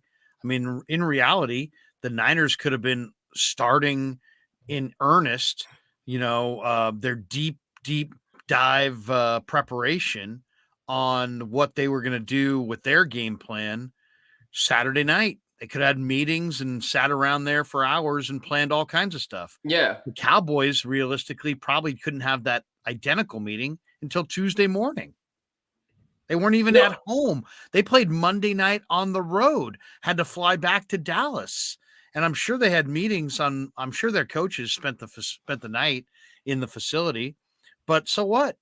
They had just played, and instead of they got a quick turnaround. So yeah, it's less in a sport where it's contact, it's an advantage for the coaching staffs and it's an advantage for the players to have I more time. 100% agree. I'm actually going to take a different approach to this answer because I think you covered the first part well, right? From a preparation standpoint, the timeline makes a massive difference. I think from a nutrition standpoint, body's rest standpoint, also this makes a massive difference. The more and more you get down to the end of the season, right? As much as we would like to think the most talented team wins, it's also the healthiest team that likely wins, right? It's the team that has the most number of good players. And in football, it's such a violent, brutal sport that every day counts, right? The bye is so important. That's why I think, amidst all of the Damar Hamlin thing, what happened, the tragic incident with all of that, the NFL solution and kind of creative solution, I thought kind of screwed Buffalo and Cincinnati in massive ways because not only is the home field advantage a big advantage for Kansas City, but the seeding makes a difference in avoiding Buffalo or enforcing Buffalo and Cincinnati to play each other, and they get that bye that Buffalo and Cincinnati don't get, which they were all three vying for. Ultimately, who knows who would have gotten it? Unfortunately, that situation played out. I thought the NFL made the right decision in canceling that game for sure. Nobody needed to play football after what took place on that field. But on the whole, my point is that I think the bye makes a difference. I think the bye made a massive difference for the 49ers in 2019 in the different 16 playoff setup. Their team was kind of coming off of that week 4 bye. They were tired. They were exhausted. They needed it. And so the reason I bring that up is, to me, Dallas, and I'm going to compare it actually, I'm going to make a 2019 comparison. To me, Dallas in some ways is like Minnesota coming to the Bay Area in 2019. Not only is it their fourth straight game on the road, I saw that statistic, but it's like Minnesota in the sense, now it's different, but do you remember how Minnesota came in after a huge win against a Saints team that was much better than the Bucks team the Cowboys just beat? But they beat that Saints team in New Orleans, and they came to San Francisco on the road cross country, and they were just kind of flat just because of the travel, the second road game, and they could not. The Niners' physicality and energy just kind of overwhelmed them. The Niners have been just sitting and chilling in the West Coast the second half of this season. They've played so much at home. They've just been chilling out there. They haven't really had to deal with a lot of travel adversity. I think it's a huge ask on Dallas to play this physical game on Tampa Bay and then on essentially a short week come cross country and have to play the 49ers and the physicality they bring. And so I think from that standpoint, I think Dallas is just going to lose the war of attrition. At some point, it's going to get to you. And I think this is a game that, Dallas might be a little bit flat just because of how much they put into winning that game in Tampa Bay and how much they have to put in to come straight. And it's across the country, and you have to go all the way across the country and play at San Francisco Sunday night. It's a big ask, in my opinion, of the Dallas Cowboys. It's a scheduling disadvantage for sure, and I think it's a massive advantage for the 49ers.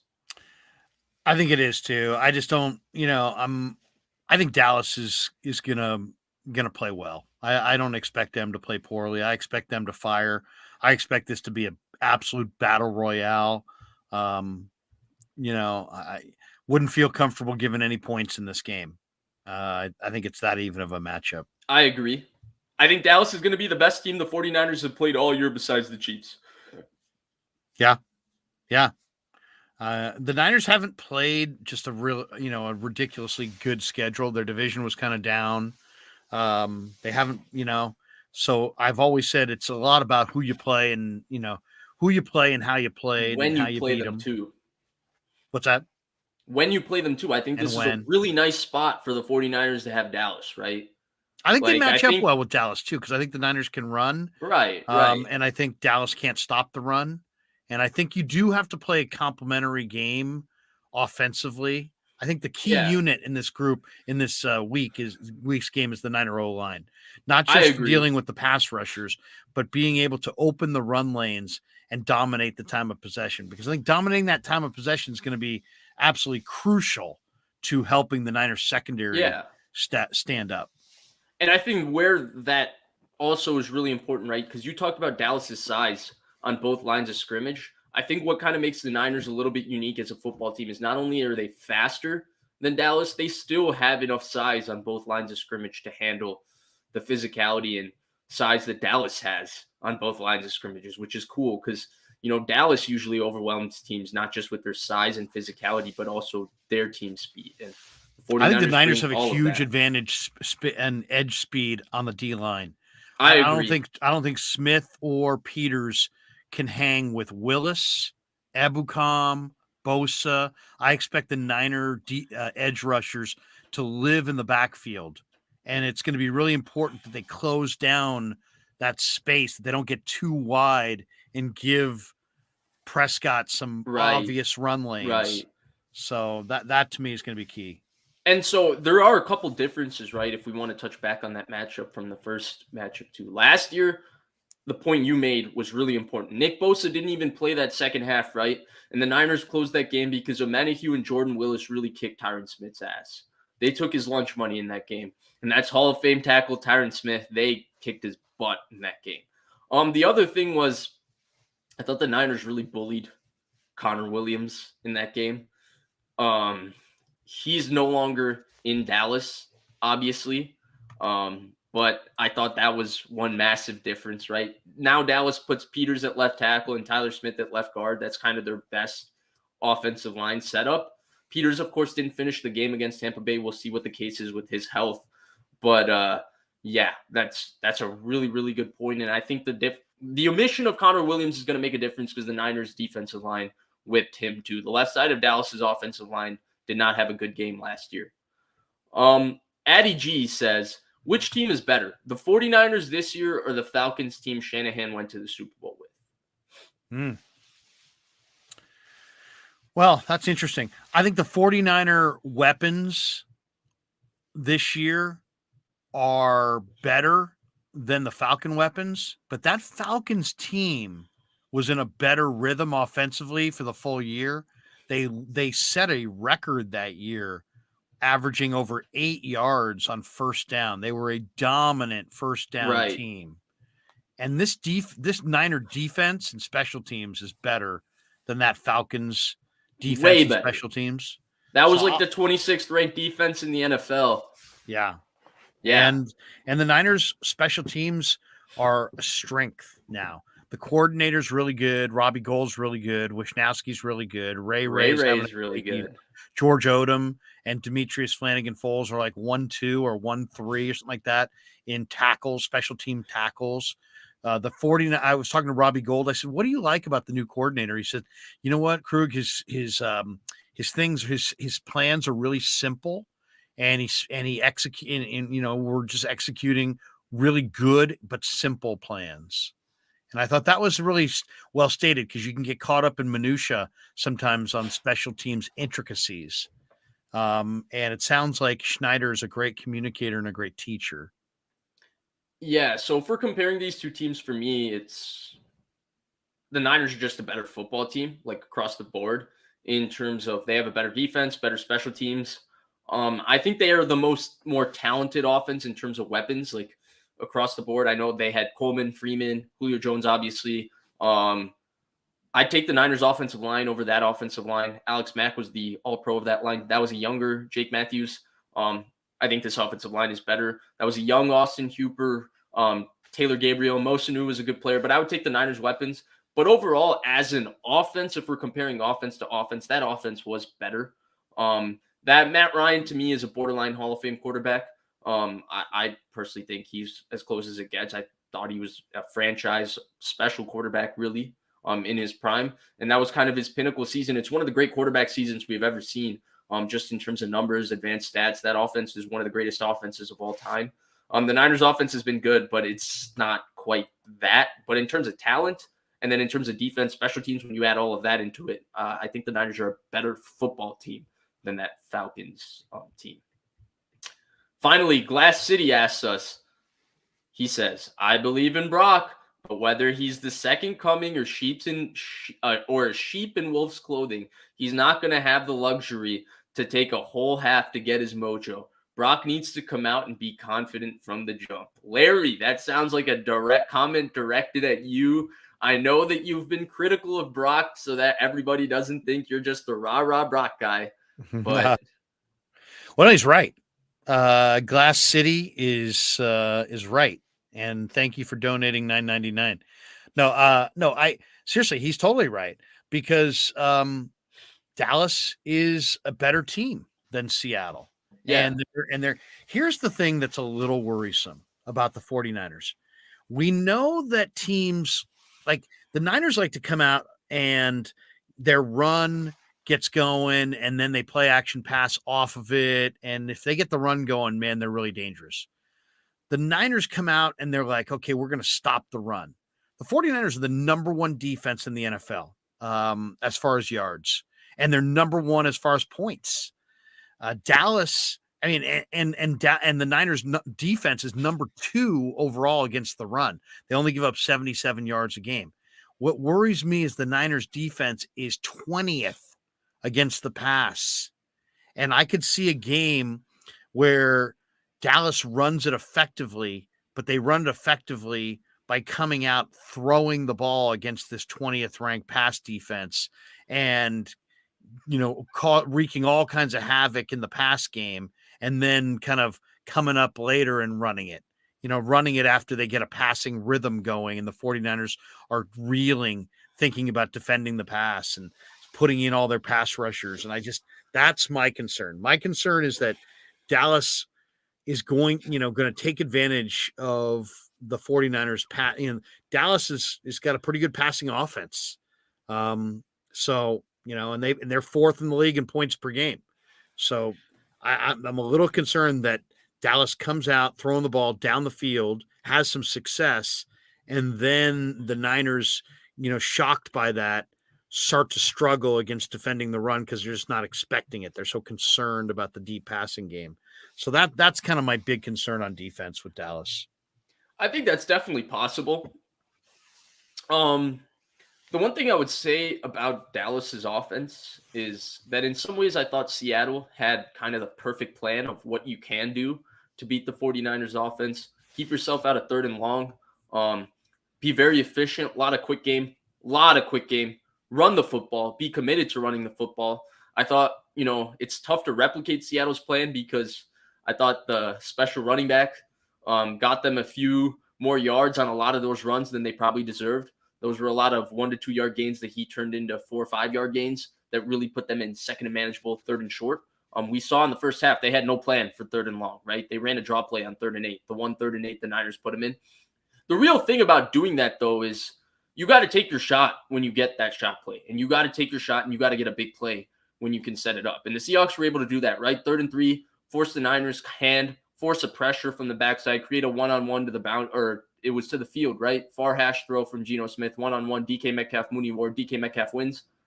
Big play, touchdown. To me, Dallas in some ways can replicate Seattle's game plan, right? They have a better offensive line than Seattle, more powerful offensive line for sure. And they have, I would say, a overall probably better running game than Seattle. And when they could probably get into this run game, and then Dak, Geno Smith, I thought has played very well. He is a good quarterback, but I think Dak is a better quick game operator than Geno Smith. So you can replicate this. But to me, the question with Dallas remains, and this is why I think Seattle was actually the second toughest matchup after Philadelphia for the 49ers in the NFC, because Seattle's weapons are real. Those 2 receivers on the outside create problems for the 49ers, because to me, that's going to remain the question mark on their defense no matter what. It's on the outside when you have 2 really good receivers. They're going to win sometimes when you play quarters and you're, giving up a couple of hitches, stop routes underneath, and you're coming up to make tackles. You're going to give up a few plays. The Rams did it to them last year in the playoffs. They kind of turned it into a drop back game when it was 17-7 in that NFC Championship game, and Stafford, Kupp, and OBJ really made it happen for them. So I think that remains the weakness on the Niners defense. It's just that nobody really has those 2 really good wide receivers other than Philadelphia and Seattle, really, in the NFC. And that's where I look at Dallas. I think CeeDee Lamb's a terrific player. I don't really know if I look at Michael Gallup that way, and I don't know where that big play is going to come from for Dallas. Okay, you can do the quick game stuff. You can run it, but at some point, you're going to need a big play against this defense. To me, the one explosive element to Dallas's offense remains Pollard. To me, I don't mind if CeeDee Lamb catches, 12 balls in this game for 89 yards and a touchdown. I think the Niners won't mind that. They're going to be scared if CeeDee Lamb catches 7 for 140. More so because that means he's gashing them. And so because of that, I just look at Dallas's offense. I just think there's a lack of that big play element really to take complete advantage of this Niners defense. And I think Philadelphia is going to really be the one team in the NFC that can really stress them out because they're the team with the two receivers that really scare you on the outside. I don't know if the Niners are really going to be scared of Gallup. And then Lamb lines up a lot in the slot. And Lamb is an excellent football player. He really is. He's great after the catch. He's a strong route runner. He's physical at the catch point. He has a bad case of drops too, but he also makes a lot of tough, difficult catches.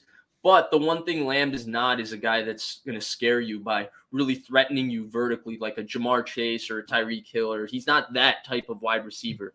And I think that type of wide receiver is what's really going to stress out this Niners defense rather than him.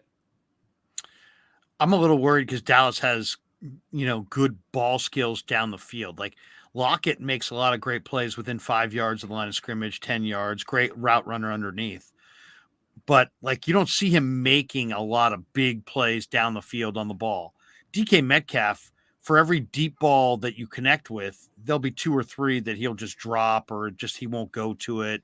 It will just fall incomplete. Dallas's combo of Gallup, who's been hurt a lot, but he's a strong downfield runner, and Lamb, those guys it's uncanny the plays that they will make on the football down the field. So the coverage is going to have to be tight down the field, or they're going to have to get it done up front. And I think how D'Amico disguises his blitzes could have a huge impact on this game. If you give Dak a pre-snap look, he's a veteran quarterback and he's seen all the pre-snap looks. Right. And you have to give him a different pre-snap look, come with pressure somewhere else. And I think you do need to come with extra pressure though, because I think if you just sit back, he's going to hold it. He's got a good enough line. They can make plays down the field. So to me, it's going to be about disguising your blitz, but blitzing, not sitting back and we'll just get it done with 4 and we'll just drop 7. No, don't give him the same look. Play all kinds of games up front, drop 3, drop 4, sometimes rush 5, sometimes rush 6, blitz off the slot, blitz off the corner, delay blitz your linebackers through the gaps. I mean, force him to get rid of the ball on very quickly so he doesn't get comfortable holding it. That's really the key to me. He can't be comfortable holding it, knowing he's got time. If you make him uncomfortable and speed him up, and then at times rush 3 and drop 8, he will speed himself up into mistakes, right, anticipating those hits, anticipating that pressure. Right. He's not consistent in that area. So to me, it's going to be a big mental cat and mouse game between D'Amico and Kellen Moore. Yeah, I agree with you. And I think the same cat and mouse game is going to exist on the other side as well between Shanahan and Dan Quinn. And I think this game we're going to see the best of Shanahan. We're going to see all the eye candy. We're going to see all the motion because I think they're going to have a real plan on how they're going to slow down this Dallas pass rush. Because the game is going to start and end, really. It's cliche to say it, but this is going to be a game that starts and ends on both lines of scrimmage, right? We just finished talking about how we feel that you just finished talking about how you feel the 49ers should blitz Dak Prescott, right? Create pressure, have different guys drop in and out and create all of that for him.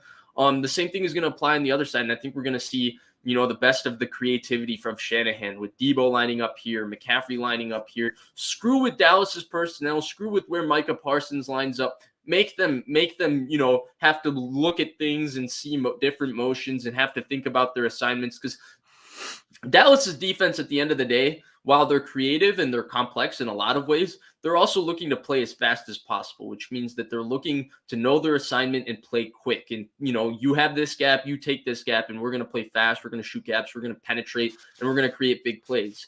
And I think it's going to be the cat and mouse game where Shanahan is going to force them to think. He's going to force them to be a step slow. That's going to be the game plan. And it's going to be fun to see how he does that. I think ultimately he's going to get Dan Quinn. I thought he got Dan Quinn last year. I mean, we know that game was really a dominant win from the 49ers. It should have been a dominant win Jimmy Garoppolo kind of single-handedly kept Dallas in that game.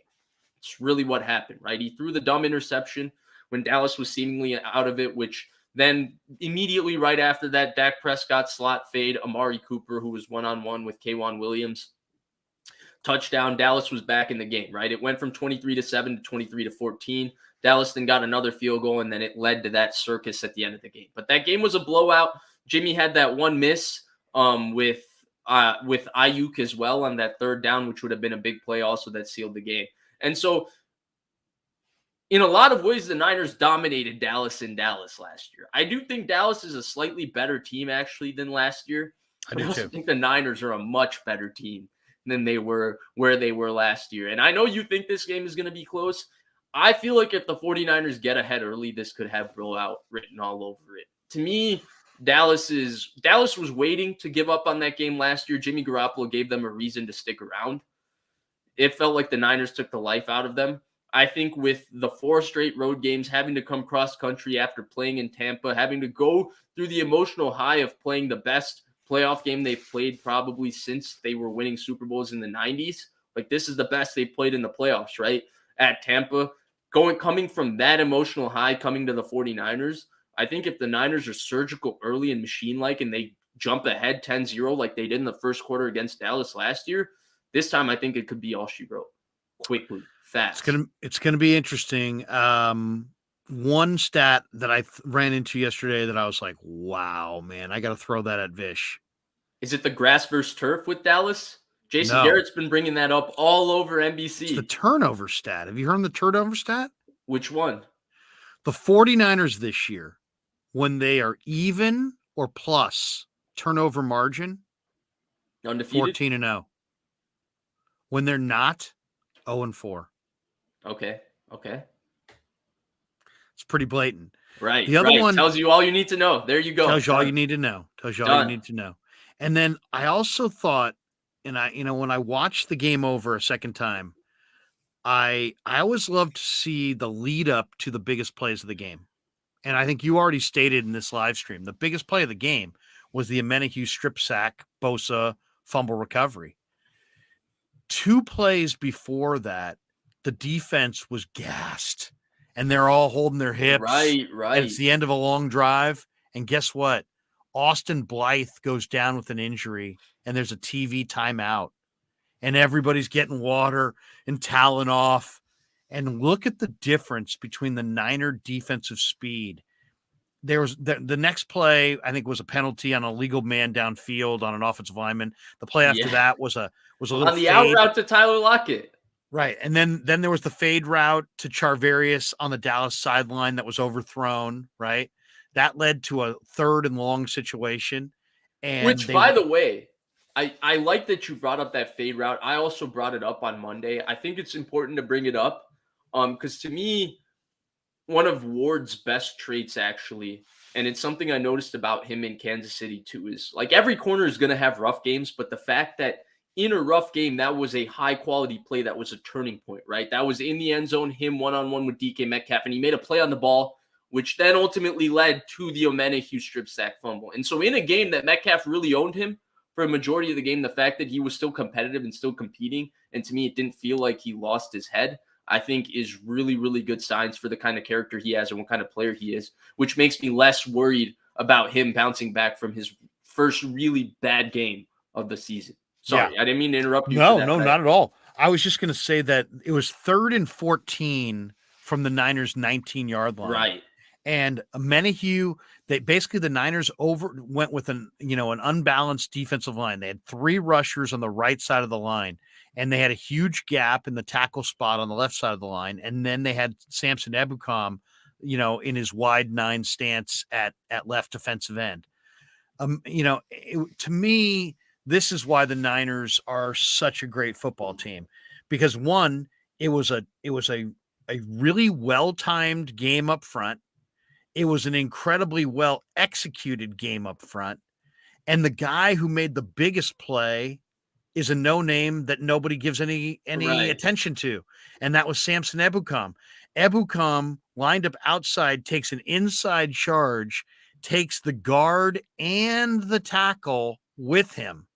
Amenahue takes one step to his right and then shoots and loops around to the left, an ET stunt with the end going first. And Amenahue lined up as a tackle, even though we know he's a 260-pound defensive end.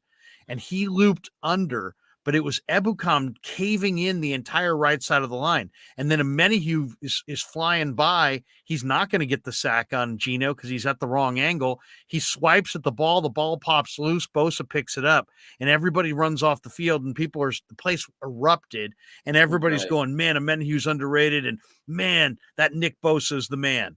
But it was really Ebukam, who's had an unbelievable year, who made that play by basically clearing out the whole entire right side of the offensive line for Seattle. So one, I loved it because it was the play of the game. The game was, really switched momentum at that point, but it also kind of shows the problem that the 49ers cause for other teams. They have so much depth and so much talent and so many guys that have been playing together in this scheme now that they're running intricate games in key moments, well-timed with great athletes. And when you're doing that, it's just like, the other teams just got to hold on and pray. You know what I mean? Because, you're talking about it's very difficult to block those coordinated rushes. And this one was one of the best all day. And the timing of it was perfect. The execution of it was perfect. And it's guys like that. This D-line's got the Ebukams, the Amenahues, the Drake Jacksons, the Kerry Hyders, the Kevin Givens. None of these guys, anybody's going to remember. McGills. Yeah, nobody's going to. Exactly. T.Y. McGill. They're not going to remember these guys in 5 years. But right now, they're all playing ball up front. Got my man, Jesse Naylor, in the chat. What up, Jesse? Always good to see you. Everybody make sure you're subscribed to Last Second Sports. You know where to find it. But Larry, we've been going for an hour and 36 minutes. Is there anything else you would like to get off your chest? I know you've probably been streaming all day. This is probably the 8th show you've done today. I hope that we were able to talk about something maybe a little bit different than what you've been talking about in your other shows. But we always appreciate having you here. You know where to find him at the Krug Show. Mr. 10K, Larry Krueger. Try 11.5. Oh, 11.5. Okay. So I'm sorry. In 1 week, it just goes up 1.5K. That's the kind of guy. That's the kind of guy you are, huh, Larry? Well, that's the kind of time of year it is right now. I think 49er fan. I'll say this. I think between what Jesse does, what Grant does, what you do, what I'm doing, Lombardi, there's several content creators now, and we're not. The beauty of it, the winner is the Niner fan because we all give different perspectives. We're all bringing kind of a different flavor, a different angle, and it's really cool. I'm loving it as a Niner fan. I love the middle of the week. The week goes by fast now because I've got so much content. I want to check out what you're saying. I want to check out what Jesse's saying. I want to check out what Grant's saying. I want to check out, I like all the content, and I think people are obviously digging it. I've heard a lot of Niner fans in the lot, before and after the game saying, "Oh man, one guy commented to me on YouTube, I don't even need to watch TV anymore because all the best content for the Niners is on YouTube." Right. There you go. Wayne Breezy, Crocker, Brad, John Chapman. The list goes on and on and on. So many good content creators. And like you mentioned, and I think Jesse always mentions this, right? Everybody you got your own cup of tea for whatever you want to consume. And I think it's not just the content creators. I think we have great content consumption with Niners fans. I know for me, this is really just an outlet. I love football. I'm going to consume a lot of football no matter really what, whether I have to stream about it or talk about it. I'm going to just be consuming that much of it just because I like it. That's just how I spend my time. I have a weird affinity and hobby and maybe an over interest in it. But it's really nice to be able to talk about it in a certain medium and express my thoughts. And it's been very encouraging for me because the community is so supportive and encouraging and communicative and interactive, allowing, me to not only share my thoughts, but have an interaction with different people from different places that have that same interest and have the same love for the 49ers that I think we all share. And I think that's where the fandom is rooted, but that's where all the communication is rooted as well. And so I appreciate like all the interactions I've had, not only with the different creators, the different people that, are willing to give their thoughts in a camera, but just also the different people in the comment sections as well. Cause like for me, I guess I'm a little bit different because I don't necessarily like have a profession tied into this, right? Other people, this is their profession, this is what they do. So there's a level of like, I need to present these things and all of that. I'm mostly here just for the football conversation and the interaction. And you guys keep making me want to come back because the conversation is not only good with you, Jesse, Jason, John Chapman, Brad, Crocker, Wayne, all these great creators, but Kyle it's great with all the Posey, different fans. Jordan Kyle Posey, of Elliott. course. Right. Rob Stats. Like you can keep going down the list, like name after name. Everybody is so good and so interesting, but it's the fans too, willing to always share these ideas, willing to push the envelope and have conversations about the team we love every day, which makes it fun and makes me want to keep coming back to having these conversations. And the audience is vast. The one thing I think we've all kind of learned is that the 49ers winning a lot in the 80s and 90s, and then time goes by and life moves us around the globe. Right. And so there's Niner fans in New York and Boston and Chicago and Philly and Thailand and everywhere else. You know what I'm saying? And there's people out there who they're not in the Bay Area. And in a lot of ways, this is their tie to 49er coverage and tie to home. And it makes them feel good. There's lots of people that I've talked to that, man, I used to live out there and now I'm living here. And I watch you guys and it really makes me feel like I'm right there. And it's that part of it's very cool too. And you hear some amazing perspectives from everywhere. One of my least favorite things about Twitter is I feel like those who do it in a professional medium, and this isn't really actually the case for a lot of people who do it on a professional medium, but because they cover the team on a professional medium, because they got that journalism degree from wherever they did, they feel like they have a better understanding of the sport and they refuse to interact with people and entertain conversations about the sport. And they condescend people who have conversations about the sport. And I would say I've fallen victim to that as well. Like, Grant helped me out and gave me a start. And there have been moments where, that little small following that I have has gotten into my head and somebody disagrees with the take that I have and I fire back something stupid. And, first of all, it's stupid on my part to fire back in that way. But I feel like the one really cool thing about doing this and actually having accountability for some of these takes I throw out over a piece of time and whatever is that it's led to a lot of learning and perspective on how many different people have such unique outlooks and how valuable each of these different perspectives are. And it's like, I'm so much more comfortable with my opinions, not just the fact that they're going to be wrong, but understanding how I can learn from where I made the mistakes than if I'd never gotten to do this, because it humbles you so quickly because you realize how many different things you get wrong.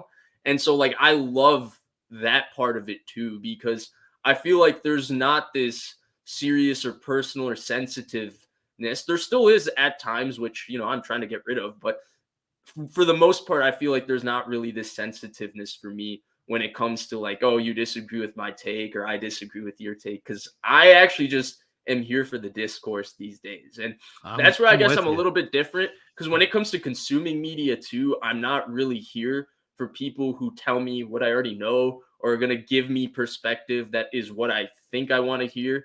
Cause that doesn't really engage me or entertain me. I'm looking for people that are willing to be interesting, that are willing to give takes, that are willing to say something that might make me think and might make me rethink what I want to say or how I, have my outlook on football. Because to me, that's what's fun and that's what's challenging. And that's where I probably enjoy a lot of creators that maybe people necessarily don't like, but that's what I find engaging. And I think ultimately that's what people should enjoy as well, regardless of whether you disagree with them. Do they make you think? Are they entertaining? It's all about perspective, and everybody's going to be wrong. So, I mean, and for me, for my, how I can relate to this is that, I used to do the quality control position, right? Right. And I used to meet with Kay Stevenson and go over the other team's defense and everything that I found out Right. in doing all these deep dives, watching 4 films back and forth, translating it into our language, and then going through it with a fine-tooth comb, personnel grouping, making sure every personnel grouping that I thought I was seeing, have an account for every player on the field, make sure you termed it in the right our language and then broke it all down. So like I've sat there and spent 120 hours in a week to really know. So I don't wonder if I know now. I know I don't know because I'm not spending 120 hours. Right. I used to spend 120 hours rolling the film back and forth, talking to coaches about fragments of movements, seeing what personnel groupings were there, make cross connecting every angle on the thing and presenting statistical. This is what they do on first down. This is what they do on second down. This is what they do inside the 10. This is what they do between the 10 and the 20. This is what they do between the 30s. This is what they do in the red zone. Right. You know what I'm saying? And so I feel like there was a time when I absolutely did have all the answers. And when you do get to that point and you've worked that many hours and you have all the answers, you know the difference when you don't have all the answers. So like I can watch the game. I can have observations on the game, but man, I can tell you firsthand that I can remember game plans where we put in plays specifically to fight our own tendencies. Right. Like I told the coach on a Thursday, coach, our tendency is this and this and this. And he said, okay, we're going to run these 3 plays at some point out of those formations. And instead of going this way, we're going to go that way. We took ourselves scouting and worked backwards to try to muddy that picture for the teams that were doing these jobs competing against us. So every single play that everybody's analyzing and thinks they know every reason, and it could be a throwaway play that's about 3 weeks from now in the regular season. It could be about a matchup that you love in the Super Bowl, and Kyle Shanahan put something on film this week against Dallas that he thinks that if Kansas City sees in 3 weeks that they'll react this way and we'll go that way and we'll set the whole thing up. It's intricate. It's detailed. There's a lot that goes into every one of these calls. It's not as simple as it seems. And when you know that, and then you are out of that world and in the media world where we're watching it on TV and kind of ripping and reading and going with the TV copy, and guys are giving concrete opinions and they've never even seen the all 22 yet. You just got to remember that just remember the source. If you really want to know, the coaches and the players, they really do know.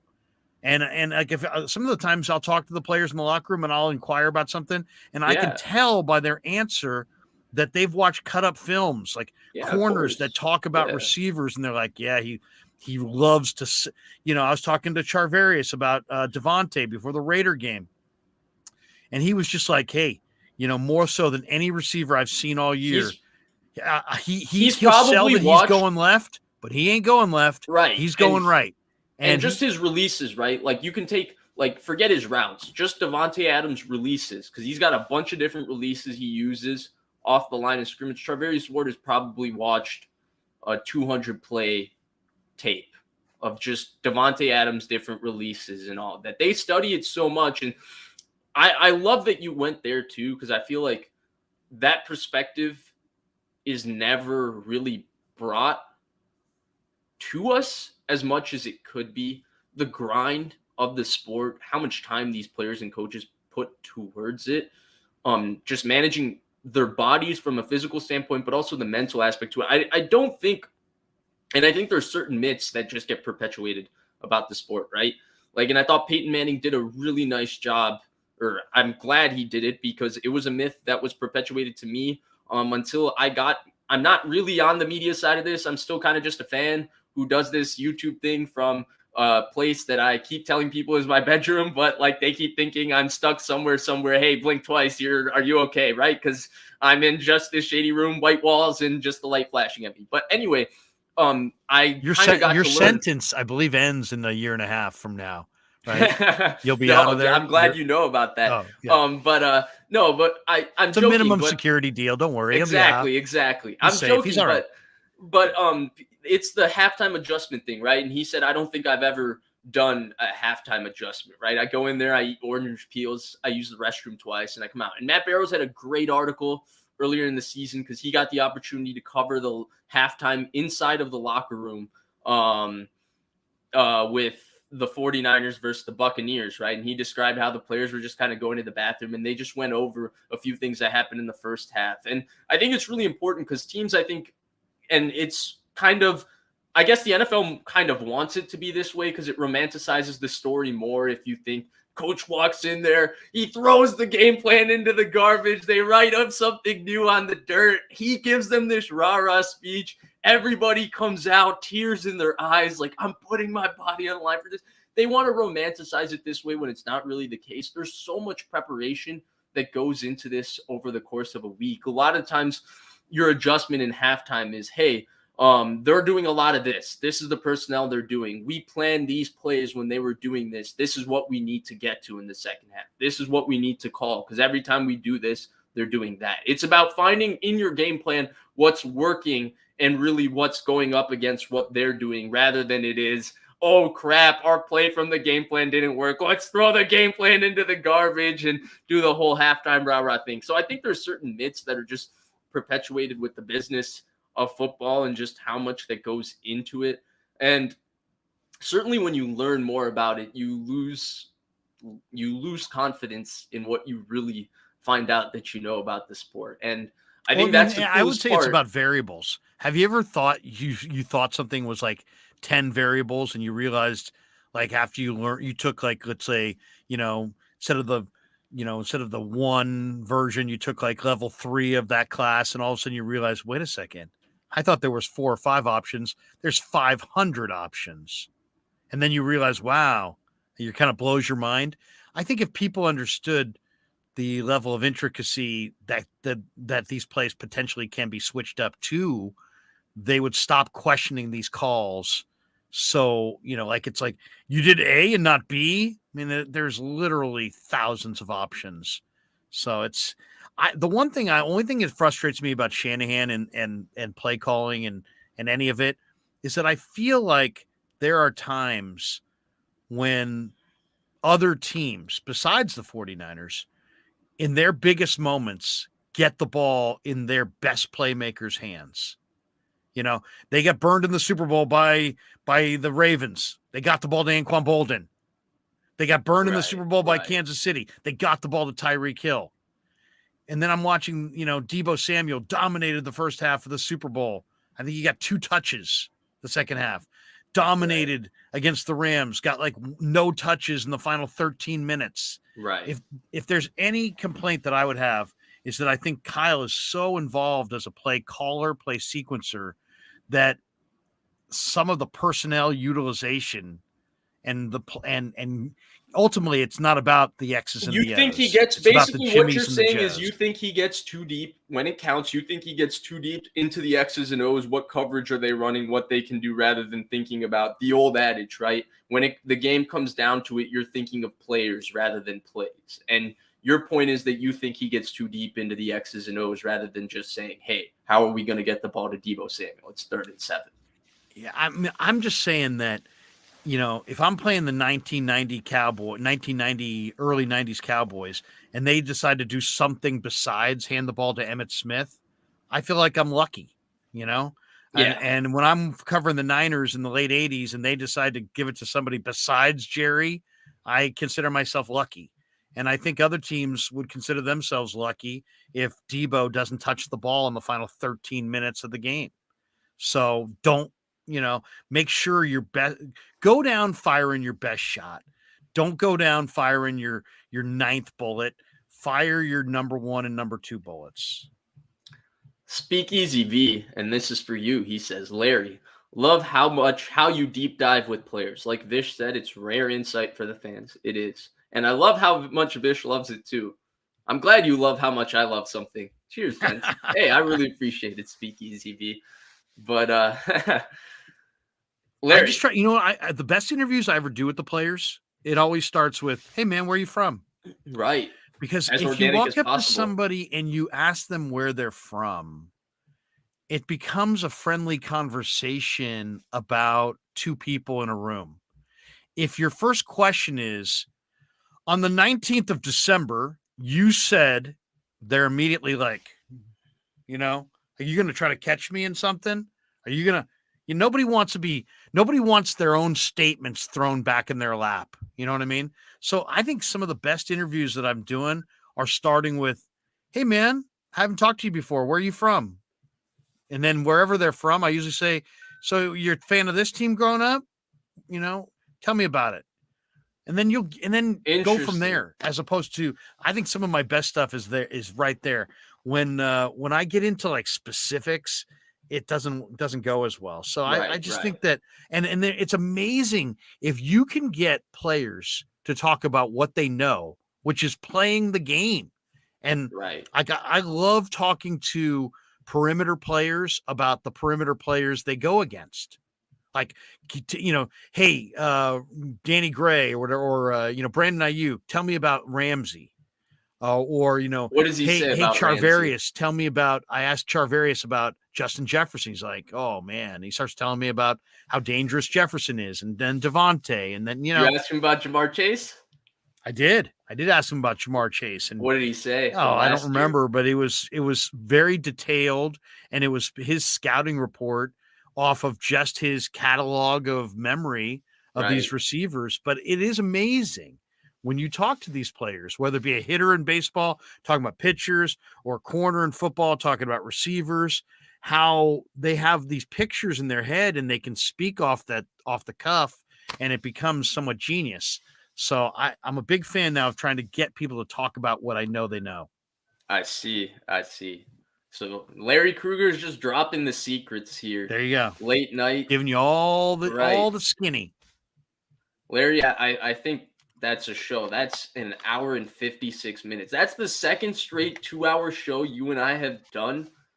This is, guys, I don't want to toot my own horn, so I'll toot Larry's horn, which is indirectly tooting my own horn.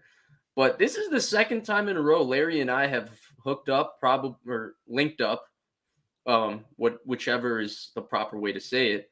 Linked up, 5 minutes before the show, hopped on stream, and I've told Larry, yeah, Larry, I didn't do my job as a host this week. I didn't come up with topics, and you and I are just gonna start talking, and we're gonna see where it goes. And we made it 2 hours once again. I think that's pretty impressive, especially given the fact that this is what show number 15 of the week already for you, Larry.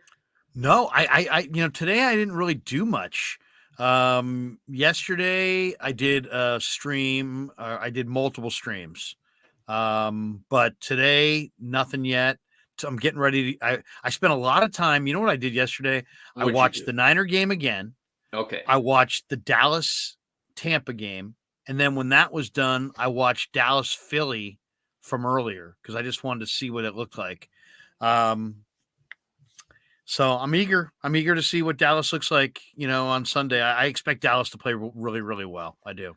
So I brought this comment up. Thank you, Green Glassful. He says Dip and Dannon give Purdy no credit. Legacy media. So I don't know who Dip is. I don't know any Dannon besides Dannon, like the yogurt company. I like Danimals, Dannon, Dannon but yogurt is delicious. Fun Dip used to be a favorite candy. Remember right, Fun Dip? right. Or All the right. other dip I know is mouth tobacco, the slang of I used to chew yeah. little Oh, okay. Copenhagen, Oh, okay, okay. but you know what? It was a terrible habit, and I would never encourage anybody to start. I mean, Oh, Dippin' Dannon is skipping Shannon. I see. I see. uh That's good. That's good. Okay. Skip. Come on, consider the source. Wait, would they give Purdy no credit? Well, Skip's a Cowboy guy, Right. right? Right. Right. And Right. and if you're not giving Brock Purdy any credit right now, You're probably not the sharpest football guy.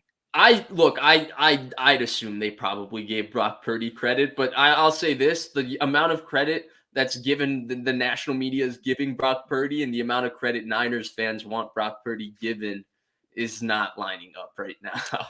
Well, I mean, all I got to say, Dan Orlovsky, dude, you're embarrassing. I mean, you made a list. Okay.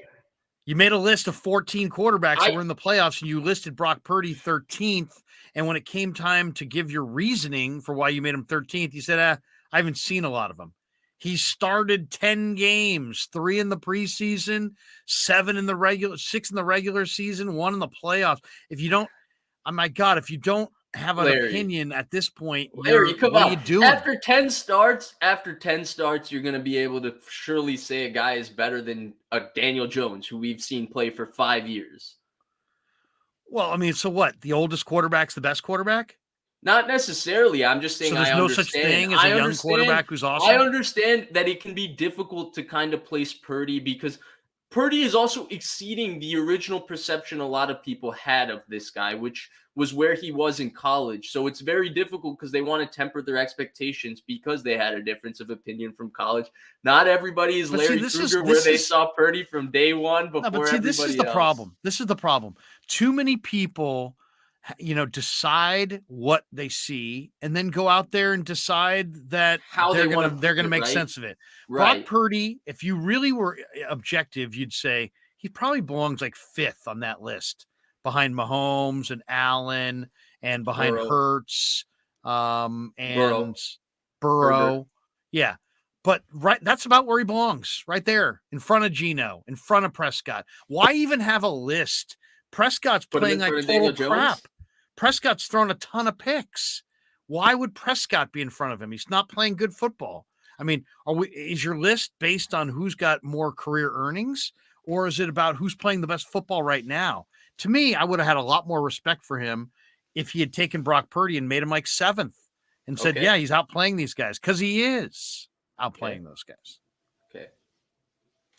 I think that's fair. I understand Dan's point maybe a little bit more than you, but I also think it's fair. Larry, 2 hours. Make sure everybody is subscribed to you on the Krug Show. Please like and subscribe this video. Come on, it doesn't get better content than this. Not me. I would give myself about a B-, B+ for today, maybe somewhere in that range. I'm working myself towards an A, but Larry, I'd give you an A. Thank you for today's stream. I think you did a good job. Thank you. But make sure I would give you a very high grade as well. Oh, I appreciate that. I'm going to be on your channel this Friday. I was getting to that. Make sure you're subscribed to the Krug Show. Larry and I are going to be syncing up again this Friday, probably talking some more Niners Cowboys. We'll see what happens. We'll see what we talk about. You don't know what's going to happen. You don't know what Larry might want to talk about. Off the cup of the show today, you wanted to talk about a few players.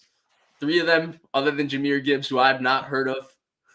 I'll probably know them by draft time, but I don't know them today.